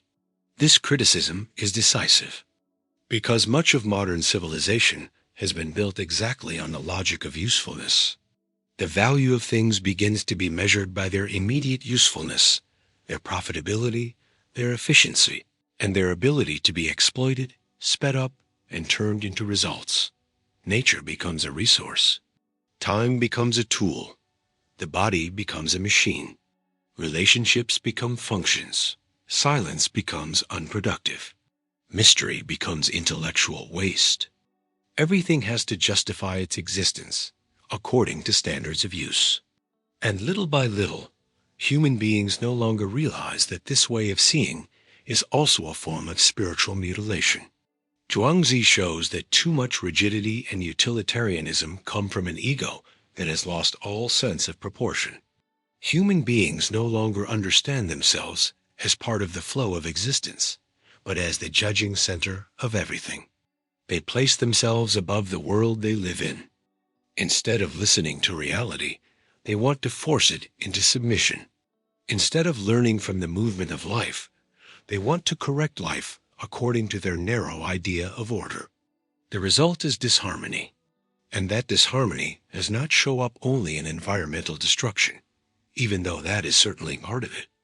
It also appears in the exhaustion of the human soul, in the hardness of relationships, in the inability to contemplate, in the loss of spontaneity, and in the growing distance between technical intelligence and the wisdom of living. In many passages of the Zhuangzi, there is a deep appreciation for what escapes common standards of usefulness. What seems useless at first may actually preserve its freedom precisely because it has not been captured by the logic of exploitation. This is a beautiful and unsettling insight, because we live in a world that tends to absorb everything into some function. Everything must be useful. Everything must produce. Everything must generate measurable results. But Zhuangzi suggests that what does not immediately serve narrow human interests may hold a deeper truth about existence. There is value in what simply is. There is wisdom in what cannot be reduced to a tool. This view completely changes the way we think about progress. Civilization usually believes it is improving the more power it gains over the world, more ability to extract, predict, transform, control, expand, and organize. But Zhuangzi would place an uncomfortable question at the center of all that enthusiasm. Power for what? And guided by what kind of spirit? Because it is not enough to increase our power to intervene if the consciousness doing the intervening remains arrogant, rigid, and blind. In that case, the growth of power only speeds up destruction. Human beings act more, but understand less. They conquer more, but live in less harmony. They produce more, but live worse in the very world they are producing. That is why the phrase, "man destroys the world when he forgets his place in the whole," carries so much force. This forgetting is not only intellectual, it is existential. It means forgetting that human life is not a separate island. Forgetting that we breathe within a world we did not create, that we depend on rhythms we do not control, that we are shaped by an order greater than our immediate interests. When this forgetting takes hold, civilization begins to act as if everything were available to its will, and then power turns into permission to destroy. Zhuangzi also breaks down the illusion that rigidity is a sign of strength. For him, what is too hard tends to break. What is too fixed loses contact with the fluid nature of life. There is wisdom in flexibility, openness, and in the ability not to turn one's own point of view into an absolute. The rigid ego always wants to say, "I know, I control, I decide the value of things." But that attitude blocks any real encounter with the complexity of reality. And a civilization guided by that hardened ego becomes powerful without becoming wise. This criticism also applies to the human relationship with the self. When utilitarian logic invades everything, even inner life becomes a field of exploitation. A person no longer allows themselves to simply exist, contemplate, mature, make mistakes, or be silent. They must perform, produce, and justify their presence. This breaks the harmony between life and spirit. The individual becomes a stranger to themselves. They no longer know how to rest in the flow of existence. They only move from task to task, achievement to achievement, goal to goal. The outside world is dominated, but the inside becomes barren. So Zhuangzi offers a kind of correction in perspective. He does not propose inertia, but humility. He does not propose ignorance, but a broader wisdom. He does not propose abandoning the world, but living in it in a less violent way. He invites us to leave behind the madness of centrality and recognize that reality does not revolve around the human ego. There is something deeply freeing in that. Because when human beings let go of the obsession to dominate everything, they can finally learn to take part in the world instead of being at war with it all the time. Nothing gets better because we confuse power with wisdom. We think that moving forward means controlling more, exploiting more, imposing more, classifying more, deciding faster, and intervening more deeply. But without humility, flexibility, and a sense of belonging to the whole, that progress becomes destructive. Civilization grows on the outside and becomes poor on the inside. It multiplies its tools, but loses its direction. It expands its power, but shrinks its soul. Zhuangzi reminds us of a truth that modern life often forgets. Human beings are not the masters of the whole, but part of it. And when they act like absolute masters, they destroy not only the nature around them, but also the very possibility of living with meaning. The world does not improve under a consciousness that only knows how to dominate. It can improve only when power finds wisdom again, when action finds harmony again, and when human beings remember, with humility, that living well is not about possessing the whole, but about learning how to live in their place within it. And if you made it this far, thank you so much for staying with this reflection until the end. Really, in such a fast-paced time, taking a moment to think is already a rare act. And maybe that is exactly the first step toward not living on autopilot, to keep asking questions, to keep looking for depth, and to keep refusing easy answers to such deeply human problems. If this video meant something to you, if any of these ideas touched something inside you, take a moment to subscribe to the channel. It really helps keep this work going, strengthens the content, and shows the platform that this kind of reflection deserves to reach more people. Also, leave a like, because that truly makes a difference in helping the video spread. And I'd really like to know what you thought about all of this. So leave a comment below. Which of these ideas stayed with you the most? Which philosopher did you connect with the most? And deep down, do you think the world is really getting better? Or are we just changing the way we suffer? If you think this content could mean something to someone you know, share this video. Sometimes a reflection arrives at the right moment and opens up a conversation that was missing. And don't leave the channel just yet. Stay here and watch the next videos, because we still have many ideas, philosophers, and difficult questions to explore together. See you in the next video.